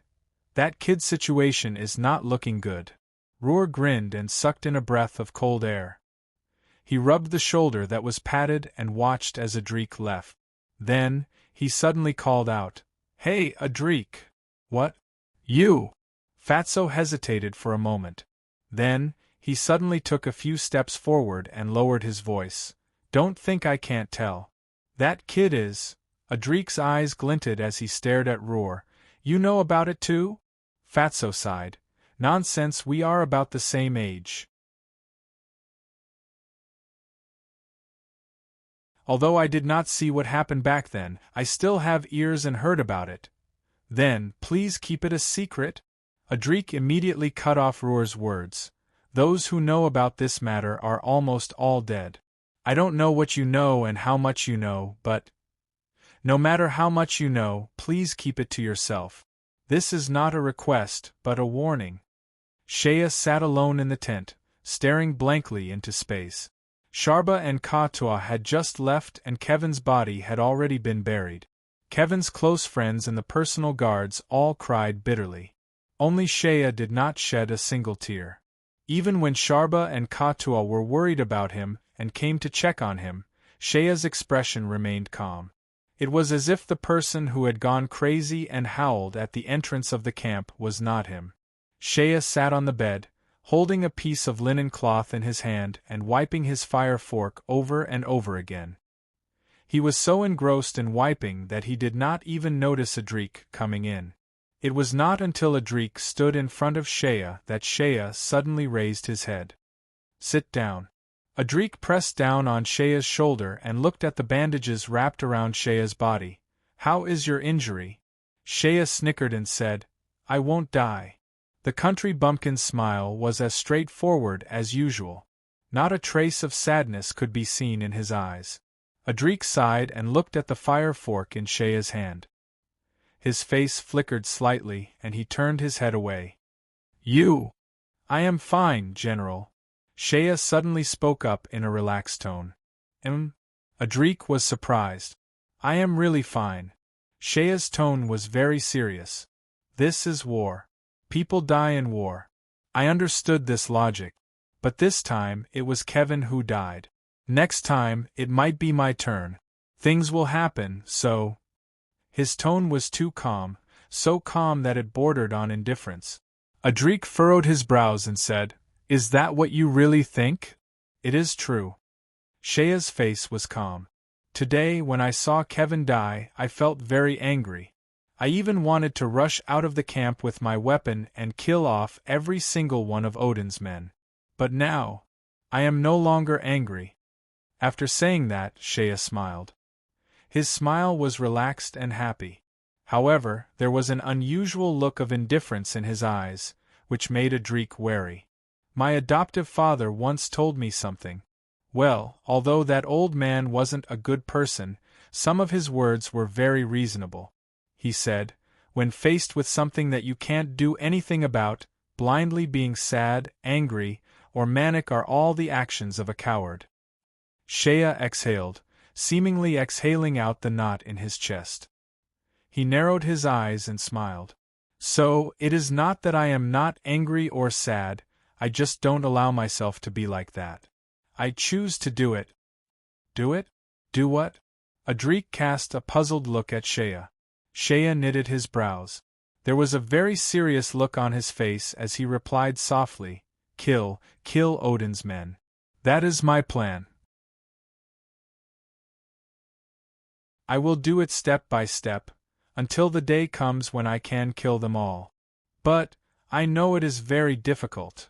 Shea gave a mocking smile and said, as for Odin's men, although there are many of them, I will kill a few today, a few tomorrow. I will kill them slowly until I can no longer kill them. Having something to do is better than wasting time feeling sad. Kill a few today, a few tomorrow, until I can no longer kill them. Audiobook took a deep breath. He was shocked by Shea's tone, which was so cold that it seemed to penetrate into his bones.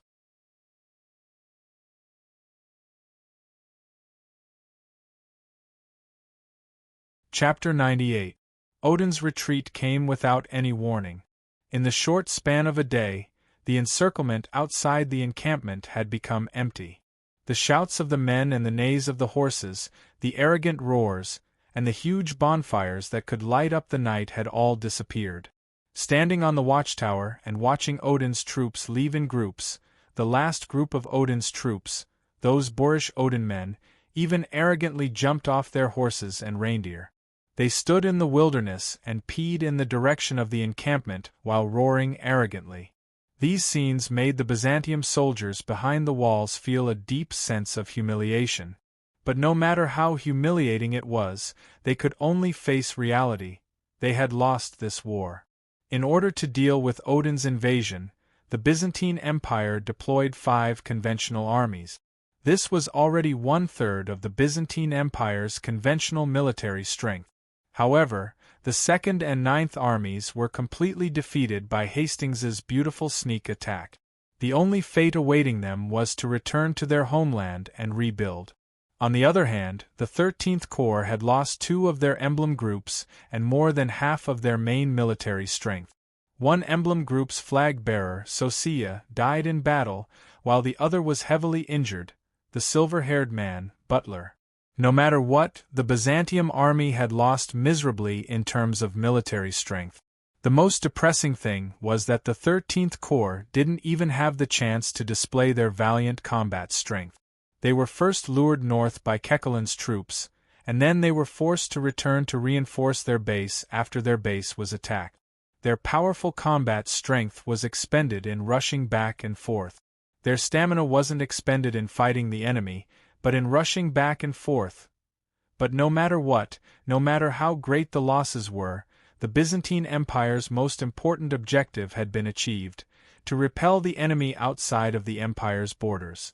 After all, Odin's men hadn't really stepped into the territory of the Byzantine Empire. The war had begun and ended on the Wildfire Plains. However, the initiative was in the hands of Odin's people. It was not that they could not, but rather they did not want to. After destroying 2.5 divisions of Byzantium's forces, Odin's forces were more than enough to bring glory back home. One of them was different from what Shea had guessed. Hastings did not occupy Wildfire Town at all. From the very beginning, Odin hadn't sent a single squad to Wildfire Town. It seemed that from the beginning, he had never intended to force the 13th Corps into a dead end. In other words, he never intended to fight to the death with the 13th Corps. After hearing this news, Shea was silent for a while. Then, he scolded with a smile. However, he was not discouraged at all. He's Hastings, the most powerful man under Odin. What am I? I'm just a small soldier. It's not strange that I couldn't guess his intentions. Odin's men had retreated for 3 days. In these 3 days, a large number of scouts had been sent out. After a careful search, they confirmed that Odin's men had really retreated. This news made General Adrik's expression darken, but it also made Fatso and Ruhr heave a sigh of relief. Just as Adrik was being tormented by the humiliation of defeat, Fatso had already happily ordered his troops to pack up and prepare to return home. For Shea, the first war he had experienced in his life had ended. Although neither side was his homeland, this war had left a heavy mark on the path of a country bumpkin's life. He had made his first friend in his life in this war, and then he had lost his first friend. Because of his bravery and outstanding performance, Adrik had already promoted Shea to the rank of cavalry captain.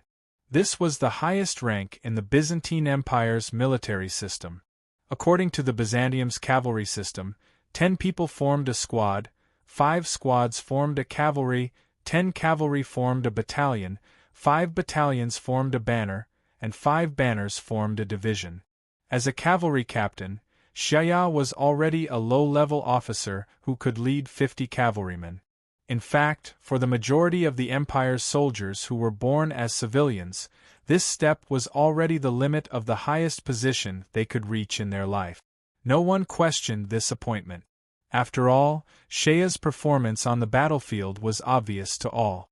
Whether it was the bravery he displayed when defending the camp, or the valiance he displayed when injuring Hastings on the battlefield, it was all admired by everyone in the 13th Corps.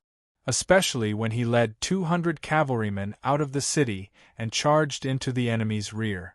The fearless courage he displayed was even more admirable. Adrik appreciated Shea very much. He promoted Shea to the rank of cavalry captain, not to the combat troops below, but to the personal battalion. With the special status of the personal battalion, each of the personal cavalry guards could have a retainer. That meant that Shea's 50 personal cavalry guards had an additional 50 retainers.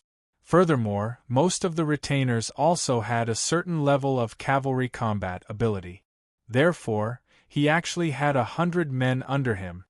His combat ability doubled. Of course, if every retainer was like Todoro, not only would his combat ability not be doubled, his combat ability would also be halved because he had to carry a bunch of good-for-nothings on his back. As the commander of an army, Adrik's personal guard had a battalion. The highest rank in the personal guard battalion was the guard captain. However, what puzzled Shea was that ever since he came to the 13th Corps, the position of Adrik's guard captain had always been vacant. In the past, the bald man Kevin played the role of the guard captain and carried out the duties of a guard captain. However, the bald man, Kevin, was only a cavalry captain. Shea quietly asked the others in the personal guard battalion, but found that they avoided talking about this topic. Occasionally, when Shea asked too many questions, they would bitterly smile and whisper to him. This was a taboo topic in the personal guard battalion. General Adrik had ordered that no one was allowed to talk about this topic. Shea once again heard a name that he had heard a few times. Vi. It was said that this name belonged to the former guard captain of the personal guard battalion. However, Shea did not know what this person was doing there now. Once, when Sharba drank too much, he he casually said. It was said that Vaya was a very powerful person. He was the only person in the entire 13th Division who dared to slap the table and glare at General Adric. In the 13th Division, he dared to slap the table and glare at General Adric? This statement made Shea very suspicious. From what Shea knew, everyone in the 13th Division obeyed all of General Adric's orders unconditionally. Adric's prestige in this army was extremely high. Let's put it this way. Even if there was a huge fire pit in front of them, if they pointed at Adric and said, "Jump," all of the soldiers in the 13th Division would jump. Then, all the soldiers of the 13th Division would jump forward without hesitation, even if they had to use their own flesh and blood to fill up the hole. Even Sophia, who was recognized as General Adric's successor in the 13th Division, was respectful to Adric. A mere guard captain actually dared to scold the general? During the few days of recuperation in the encampment, General Adric met with Shea a few times. Shea had made a great contribution this time, and the general had already made it clear that Shea's contribution would be recorded in the military report. As for the reward, it would have to wait for the final decision from the higher-ups. However, there was one condition. Challenging and injuring Hastings on the battlefield, this contribution would not fall on Shea's head. After all, nominally, the one who challenged Hastings was Empire's first-class jazz master Bonfreet. Shea had no interest in this contribution and very quickly accepted this seemingly unfair decision. In the words of a country bumpkin, accepting this contribution was equivalent to being targeted by Hastings. How was this a contribution? This was clearly a huge scapegoat, and whoever took the blame would die. However, Adric readily agreed to Shea's other requests, including the transfer of Sharba and Ka-Tua to Shea's cavalry unit. Sharba was originally a deputy cavalry commander, and this valiant big man could be Shea's assistant. As for Ka-Tua, his arrival made the 50 cavalrymen who were originally under Shea's command jump with joy. Everyone knew that with the arrival of a smuggler from the army, it would be much more convenient for Shea's cavalrymen to get contraband and the like in the future. Shea's other request was to transfer a man named Soit, Sulliator, to his unit as his second squire. Although Shea was only a small cavalry commander, and having 2 squires was a little too ostentatious and inconsistent with military practice, Adric still agreed without hesitation. This was because this guy named Soit was the squire of the bald man, Kevin.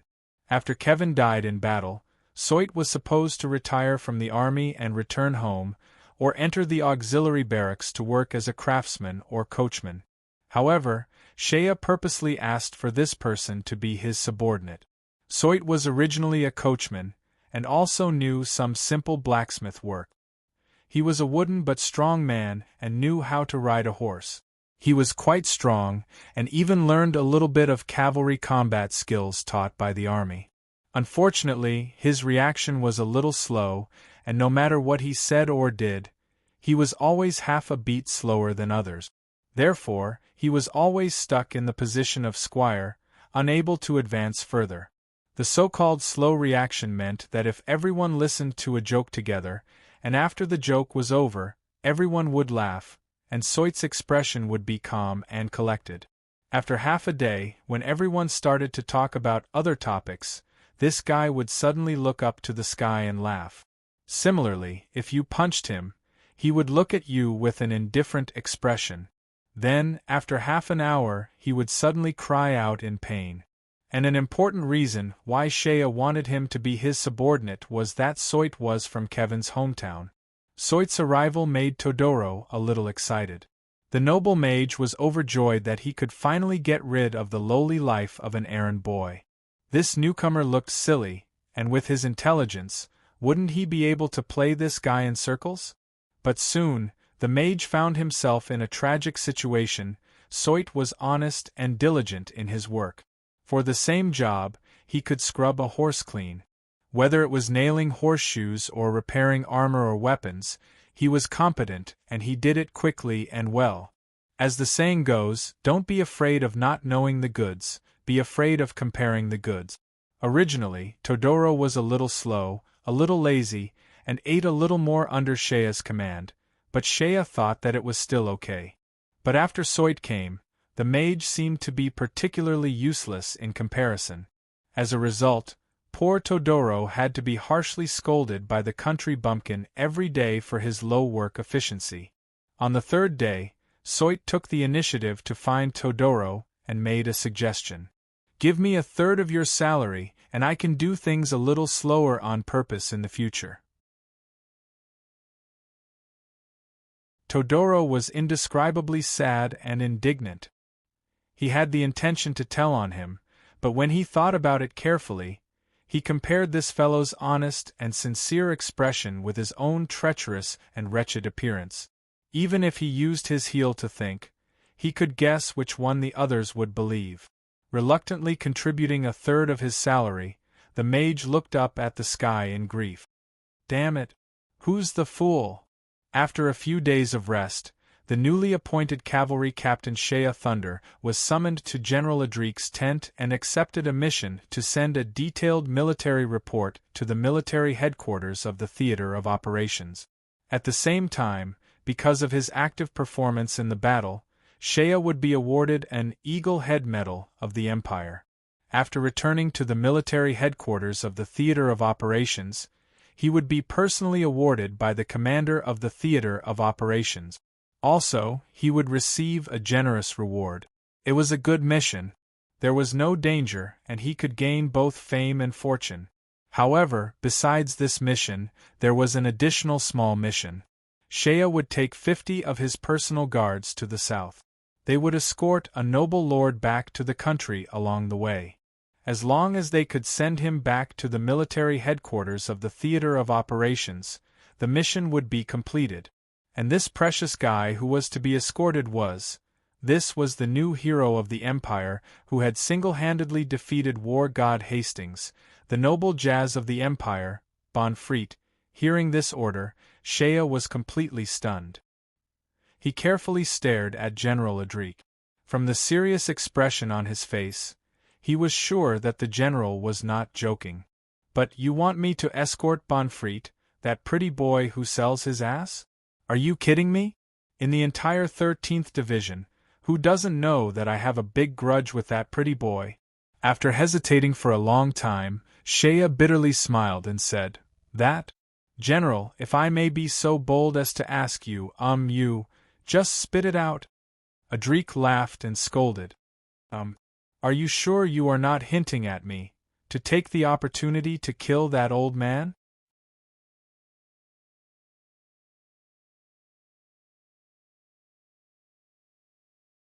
Chapter 99. Finally, they welcomed a rare warm day in winter. The hooves of the horses trampled on the dry and hard soil.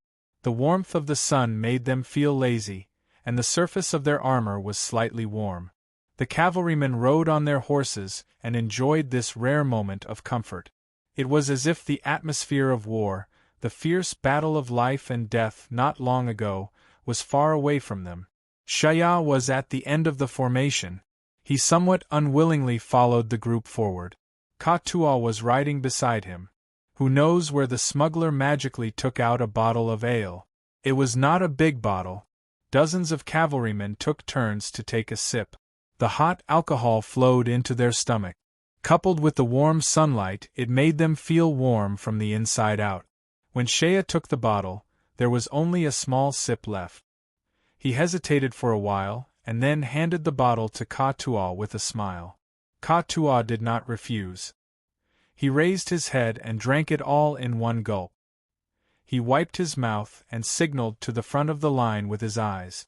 Are you going to ignore that guy for the rest of the journey? Shea rolled his eyes and shook his head. Forget it. The general said to be polite to him. As long as he doesn't provoke me, I will ignore him. There was a carriage in front of the line. The carriage was not luxurious. After all, they had just gone through a war. They found a big wagon used to transport grain and modified it. It became Bonfreet's ride. However, Jazz, who always liked to enjoy life, accepted it without hesitation. He jumped into the carriage and left as fast as he could, as if he did not want to stay in the 13th Corps encampment for even a second longer. The knight had put on his luxurious clothes and that gorgeous but fragile armor. Even the servants he brought from the imperial capital had their heads held high again, and were walking with their heads held high. Sir Bonfret did not come down from the carriage after he got into it. He did not even show his face when he stopped to rest on the way. Shea and Kata maliciously guessed, does this guy even need people to carry his urinal into the carriage when he pees? This time, Sarba didn't accompany them because his injuries hadn't healed yet. This brave man had followed Shea's 200 cavalrymen out of the city in the last battle, and was once again gloriously wounded. The medical officer in the army said that he wouldn't be able to ride a horse for a month due to his injuries. The pitiful Sarba fell off his horse in the midst of the chaos, and as a result, his butt was scraped by Odin's axes. 50 cavalrymen and 50 squires formed a team of 100 people. They escorted Bonfret and his attendant. After a day of slow travel, they arrived at Wildfire Town in the evening. They would rest here for the night before continuing their journey. The country bumpkin who returned to Wildfire Town sighed with emotion for a while. The last time he left here, he was besieged by dozens of imperial soldiers. When he was escaping, he even smashed a big hole in the city gate. This time, the hole in the city gate had been patched up. Although Hastings did not really attack Wildfire Town in the previous battle, the town's defenders were still panicking for a while and reinforced the city gate. When they entered the city, Shea saw a large amount of wood piled up at the city gate. The soldiers of the Byzantine Empire, who were guarding the gate, relaxed a lot. It was as if the Byzantines couldn't wait to go home after the war was over. The patrolling soldiers in Wildfire Town were also lazy and didn't have the energy to do anything. The streets were still deserted. Most of the shops were closed, but business in the taverns had picked up again. Some mercenaries and adventurers dressed in different attire had also started to appear. It was said that when Wildfire Town was under threat, these people had taken the initiative to offer their help to defend the town. Although they did not actually fight in the end, this kind of act of goodwill had won the trust of the defenders. All in all, Wildfire Town was recovering. After a few days, when the Byzantium people retreated, this place would return to a free and ungoverned state. The largest building in the town was the mayor's residence. It was actually just a slightly larger courtyard and 2 rows of houses. 2 two-story tall sentry towers were erected in front of the entrance. Currently, this place was temporarily occupied by the Byzantium army and had become the garrison's residence. Bonfret's group directly entered the garrison's residence, but Shea did not want to stay there. The garrison commander here did not have any friendship with him. Not only that, they might even have some enmity. When they first met, Adric had viciously whipped this garrison commander a few times. That bald man back then, Shea sighed and ordered himself to stop thinking about it. Shea sent someone to register at the garrison's residence, then brought his group of brothers to the tavern opened by Aunt Sophia's husband. On the other hand, Theodore mysteriously led a group of retainers out of the room. The thoughts of Amagus were no secret. He led his newly acquainted retainers to seek revenge. Those ruffians who had bullied him before, those bastards who had robbed him before, all of them had to pay the price for bullying the noble master Todoro. As soon as he entered the tavern, he saw One Eye standing behind the counter, still wiping wine glasses with a dirty cloth. Shea couldn't help but smile as he walked over to greet him. One-Eyed was a little confused when he saw Shea wearing the soft armor of the cavaliers of the Byzantine Empire. But soon a smile appeared on his face, and he still showed his yellow teeth as he shouted, "Hey! Look who's here! Isn't this our little country bumpkin? Now he's actually a Byzantium officer." Shea sat in front of the bar counter, slapped the table, and laughed loudly. One-Eye, you bastard, don't think you can fool me with a few words of flattery. I even left a bottle of good wine with you last time. Did you secretly drink it? After saying that, he slammed the table. Brothers, find a place to sit yourselves. We have the best ale in Wildfire Town. Old One-Eye, give them 10 barrels first. I'll pay the bill. Ah, and everyone here today, I'll treat everyone here to a drink. The last sentence caused the customers in the tavern to laugh loudly. These people were all natives of Wildfire Town, and Shea knew many of them. Shea patted his pocket. He still had a lot of gold coins left behind by Chip and Poor Thing. Although he was a country bumpkin, he became a forthright person after becoming rich. He had dreamt of this kind of extravagant spending seen countless times in the past. It was rare for him to be able to show off today, and he was secretly delighted. The cavalry were all delighted. They weren't fighting a war anyway, and their mission this time was simple. How could they refuse when their boss was treating them to a drink? The tavern was in an uproar in less than a moment. Several large wooden barrels were brought out, and the cavalry grabbed the cups and drank to their heart's content. There were many customers in the tavern to begin with, and Shea greeted them one by one. Apart from a few old acquaintances, he also saw a few unfamiliar faces. They were probably adventurers who had just arrived. Just as he was chatting casually, he heard a conversation between a few adventurers at the table next to him. It attracted Shea's attention. What the hell is going on in this world? I've seen Odin's people, Byzantium's people, Lantis people, and people from the Free Territory in Wildfire Town.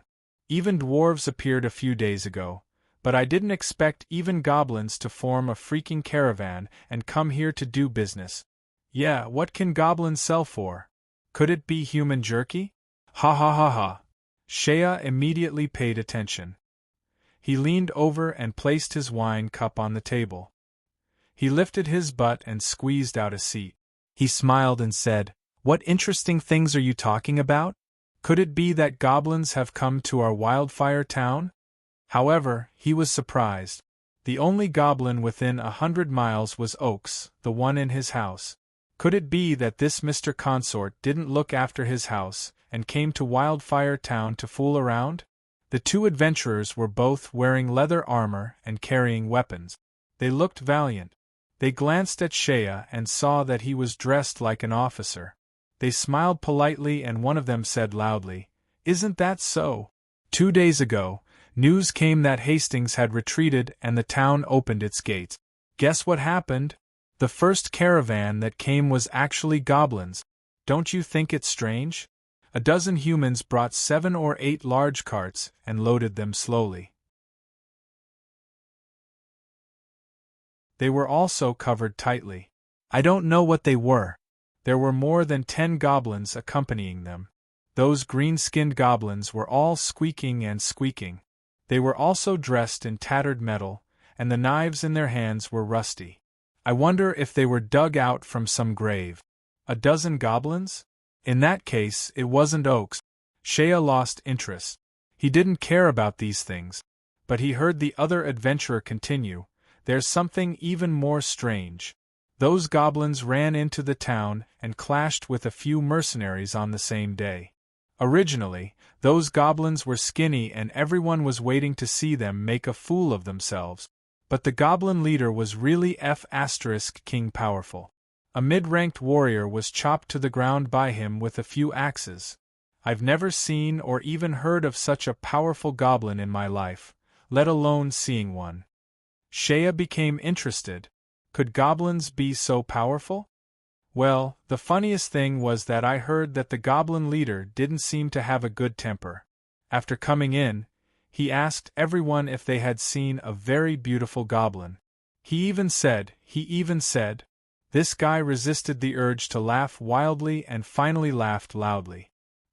He even said that his wife was lost and he came out to find his wife. Don't you think it's funny? Ha ha ha ha ha.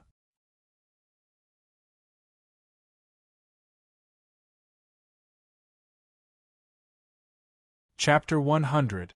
Hearing the conversation between the two adventurers, Shea's eyes lit up. He immediately guessed most of what was going on, but he didn't say anything. He casually drank a few more mouthfuls of wine before putting down the cup. The group of cavalrymen made a ruckus in the tavern until nightfall before finally dispersing. Todoro, Soit, and some of the other squires also returned in triumph. It was said that the Magus had beaten up all the ruffians who had robbed him before, stripped them naked, and threw them beside the city walls.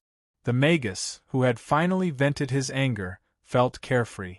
Even when he fetched water for Shea to wash his feet at night, his movements were noticeably faster than usual.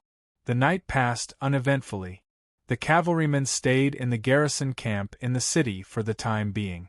The next morning, Shea got up and wandered around the town for half a day.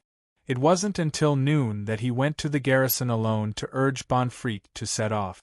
However, when he arrived at the gate of the garrison camp and asked someone to pass on the message, Shea waited for quite a while before someone replied, saying that Sir Bonfret had drunk quite a bit of wine last night and was still hungover. He hadn't gotten out of bed yet and asked Shea to wait. Shea rolled his eyes and wanted to barge in directly. However, he changed his mind. There was plenty of time for this mission anyway. Since this pretty boy didn't want to hurry, then he might as well let his brothers rest in Wildfire Town for one more day. However, he still had a mission on him, so he suppressed his temper and asked the messenger attendant at the gate to go in and ask if Bonfreet meant to rest for the day and set off tomorrow. Actually, Bonfreet had already gotten up in the garrison camp. When Shea arrived at the garrison camp, he was sitting in the hall drinking wine under the careful accompaniment of the garrison general of Wildfire Town. Although the hall wasn't too big, it could still accommodate dozens of people. In the middle of the hall, there was a brazier that was filled with high-quality white charcoal. Even though the flames were strong, there wasn't a trace of smoke. On the iron rack above the brazier, a roasted lamb was hanging on the hook. Two women in thin robes, their faces covered with dust, held machetes and cut the lamb into pieces, placing them on a plate and serving it to Bonfreet with both hands. Bonfreet sat in the middle of the table. There were dried fruits and some dishes on the table in front of him, as well as a pot of wine. At this moment, the handsome Jazz had completely recovered his former demeanor. He no longer looked like a frightened quail on the battlefield. Instead, he put on airs and squinted his eyes as he looked at the garrison generals and several mid-level officers sitting in the town below. Bonfreet frowned as he looked at the table in front of these martial artists. The soup and wine were spilled all over the table, and each of them was holding a wine cup and drinking to their heart's content. Too vulgar, too vulgar. This damned rural place. These fellows have no manners or manners at all. And the women beside him. Every man in the room had a woman with makeup leaning against them. However, these women were obviously prostitutes that were forcefully recruited from the Rouge Street of Wildfire Town. Although the garrison general had arranged the youngest and most beautiful woman to be by Bonfreet's side in order to curry favor with Bonfreet, how could Jazz, who was born in one of the Empire's wealthy families, be interested in prostitutes from such low-class brothels? Although it wasn't that he hadn't visited brothels before in the imperial capital, those were all top-notch brothels where wealthy families gathered and spent money recklessly. How could the women in those brothels be compared to the mediocre women beside him? Bonfreet was a bit depressed from drinking, but his heart finally calmed down.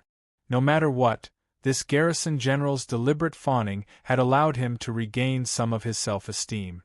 To be able to drink merrily here, and have a woman carefully serving him. It was at least 10,000 times better than being bullied by that bastard country bumpkin in the 13th Division. Thinking of this, Bonfreet bitterly drank a mouthful of wine. Just as he was thinking this, someone came in from outside to report that Shea was outside the garrison mansion. Bonfreet angrily cursed a few times, and then fiercely told him that he hadn't gotten up yet. How could he be willing to face Shea at this moment? Shea waited at the door for a while. He felt very bored and gradually became impatient. He thought to himself, Lao Tzu is under orders to protect you. If I slack off too much, I'll feel bad. That's why I came to ask you this question. You, the one who sells your ass, have raised your tail too high. Fine. In any case, this pretty boy is safe in the garrison mansion. I don't need to worry about his safety. Since this old man isn't willing to move, I won't waste my time waiting here. I'll go find some fun myself. After thinking this through, Shea laughed and left with his head held high. There was a zigzag road in front of the garrison mansion. Originally, this road was wide enough, but because half of it was occupied by the garrison mansion, there weren't many shops on the street. Even if there were, they were temporarily occupied by the garrison mansion's guards. After taking a few steps, Shea saw a carriage in front of him. The carriage was pulling a large load of firewood and charcoal. The horse pulling the carriage was covered in black fur. At this moment, Shea was also a cavalryman, so he had a bit of appreciation for horses. When he saw the horse, he couldn't help but take a few more glances. This horse was covered in dirt and mud, but he could still see that its skeleton was very handsome. Although it was a pearl covered in dust and was used to pull the carriage by its owner, this horse walked with its head held high. Its posture was extraordinary. Moreover, the horse's body was very well proportioned, majestic and vigorous. Shea was tempted at first glance. Such a good warhorse, but it was used to pull a carriage? He was immediately tempted. He had a lot of gold coins in his pocket, so he might as well buy it from the owner, but on second thought, there were many hidden dragons and crouching tigers in Wildfire Town. Who knew what the owner of this carriage was? Perhaps the owner was deliberately hiding his identity. If he went up rashly, he would attract trouble. Shea sighed, shook his head and continued forward. But after taking a few steps, he couldn't help but turn back to look at the carriage. The carriage was heading toward the main gate of the garrison mansion. A coachman sat in the carriage's shed. He wore a thin leather jacket and had a large sackcloth wrapped around his head to block the wind. He had a medium build and held a whip in his hand. He leaned lazily on the carriage with his legs hanging down, but weakly waved the whip around. As for the black horse, Shea's heart skipped a beat. There was an indescribable feeling in his heart. Unable to recall, Shea could only shake his head. He continued to walk forward for a while until he reached the end of the street. He turned a corner and walked a few more steps.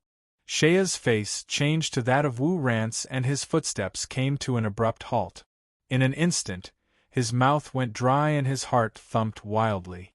There was also a feeling of extreme excitement and shock that made his body stiff and soft.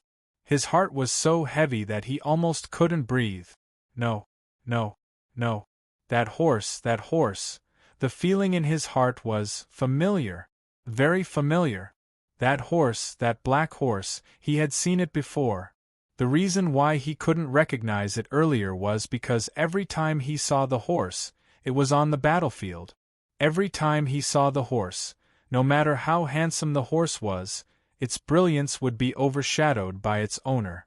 Every time he saw the horse, it would be fully clad in armor. Even the horse's head had a crescent-shaped sickle on it. Because of that, he couldn't recognize it earlier. This black horse, it was Hastings's mount. At the corner of the street, the carriage slowly made its way to the main gate of the garrison mansion. Then, it suddenly stopped. The large carriage immediately blocked off the main gate of the garrison mansion. The guards standing by the gate quickly shouted as they ran down. The coachman jumped down from the carriage and ignored the shouts of the guards. He leisurely unbuckled the saddle on the horse's back. Then, he casually picked up a bundle of firewood and tossed it aside. The guards rushed forward and shouted at the coachman. The coachman sneered. No one could see what he did. All they could see was a flash of black light and 2 guards were sent flying. When they fell to the ground, their bodies were charred black. The coachman pulled out several metal rods. each as thick as an egg, from the carriage. The rods were threaded and they quickly connected to form a spear. Next, he tore off the cloth covering his face and casually tossed it onto the ground. The seemingly ordinary and wooden face was matched with a pair of somewhat feminine eyes. Occasionally, a strange light would flash out from his eyes. In an instant, the originally ordinary face was filled with vigor. Hastings! Odin Hastings! He leapt onto the horse and suddenly let out a long laugh. Then, he leapt onto the horse and charged up the steps leading to the main gate of the garrison mansion. Amidst the furious shouts of the surrounding guards, the black horse suddenly let out a long neigh. It raised its front hooves and kicked the main gate of the garrison mansion away. The wooden planks that flew out from the gate smashed down onto several of the guards. Hastings held onto the spear and stood on the horse, blocking the main gate of the garrison mansion. At that moment, a number of guards had rushed out from the street. A team of iron-armored guards also rushed out from the garrison mansion with swords and shields in hand. Hastings, however, had a sneer on his face. With a loud shout, he leapt onto the horse and brandished his spear. "Bonfreet, you cowardly fellow! As I said before, I am here to take your life." Accompanied by a long laugh, the black horse leapt forward. Its spear swept out, bringing with it a stretch of black-colored flames. The iron-armored guards who were standing in front were instantly shredded into pieces by the black-colored flames. Even their armored guards were shredded into pieces. With a sweep of the spear, several of the guards were sent flying. The sharp black-colored blade of light tore the guards in half while they were still in the air. When they fell to the ground, several pieces of their corpses were charred black by the black-colored flames. Hastings leapt onto the horse and charged into the midst of the garrison mansion. Wherever his spear went, the iron-armored guards would cry out miserably as they fell. The black-colored light transformed into a rain of blood. There were originally tens of iron-armored guards within the courtyard. However, they were unable to stop Hastings for even a moment and were all killed off. Hastings bent down and picked up a Byzantium soldier's sword from the ground. The sword in his hand transformed into a black-colored light as it shot out. With a boom, the door of the main hall was shattered into pieces. He leapt onto the horse and charged forward with his spear raised. The horse then trampled through the main hall's door. Inside the main hall, the various garrison generals were completely dumbfounded. They watched as one man and one horse charged into the main hall. The man on the horse was enveloped in black-colored flames, and he looked like a god of death who had just stepped out from hell. As for Bonfreet, who was seated in the middle, his face was like that of a dead man. With a ding sound, the wine cup fell to the ground. Next, this Jazz was unable to suppress the trembling of his body. He stared intently at Hastings, gurgling sounds coming out from his throat. Others might not recognize Hastings. However, how could Bonfreet, who had faced him on the battlefield, not recognize him? Bonfreet. Hastings glanced at the fellow in the middle. His eyes were filled with killing intent as he said, "I said before, I will kill you. I will not give you the honor of dying in a fair duel with me. A coward like you is only fit to be killed by my lowly hands." With a "hoo" sound, the spear in his hand suddenly flew out and transformed into a black-colored lightning bolt. Suddenly, the black-colored flames soared, causing everyone in the main hall to feel an unsuppressible heat. The black-colored lightning bolt shot towards Bonfreet in an instant. How could this pitiful gigolo, who had sold his ass to start his career, have the ability to block it? Not to mention, this was a strike from Hastings filled with rage. With a "hong" sound, his body was pierced by the black-colored lightning bolt and shattered into pieces. The black-colored flames burned his body to ashes. Poor Bonfreet, not even a corpse was left behind. The woman beside him was already paralyzed with fear. Hastings urged his horse forward. The horse's hooves trampled over the brazier in the middle, and he slowly moved to the side of the seat above. A spear burning with black-colored flames stabbed into the place where Bonfreit was originally standing. Hastings gently picked up the spear in his hand and turned around. His eyes swept across the main hall like lightning. Only then did the few garrison generals come to their senses. One by one, they pulled out their swords and staggered over. The corner of Hastings's mouth rose slightly. The black-colored flames on his spear lightly drew out a ghostly radiance. Hong! More and more soldiers swarmed over from the street, but the wall on one side of the street suddenly exploded. The wall shattered and collapsed, and a black figure came out of the wall. Several soldiers were sent flying with blood spurting out of their mouths. Hastings stood at the end of the long street and looked at the Byzantium soldiers in front of him. He pointed his spear towards the sky and laughed loudly. Odin Hastings, slaying the Byzantium warrior Bonfreit here. Amidst his laughter, Hastings suddenly urged his horse forward and charged towards the Byzantium soldiers in front of him. His spear swept up a black-colored radiance, and the soldiers were instantly dyed in blood. The shadows of the spear flashed past.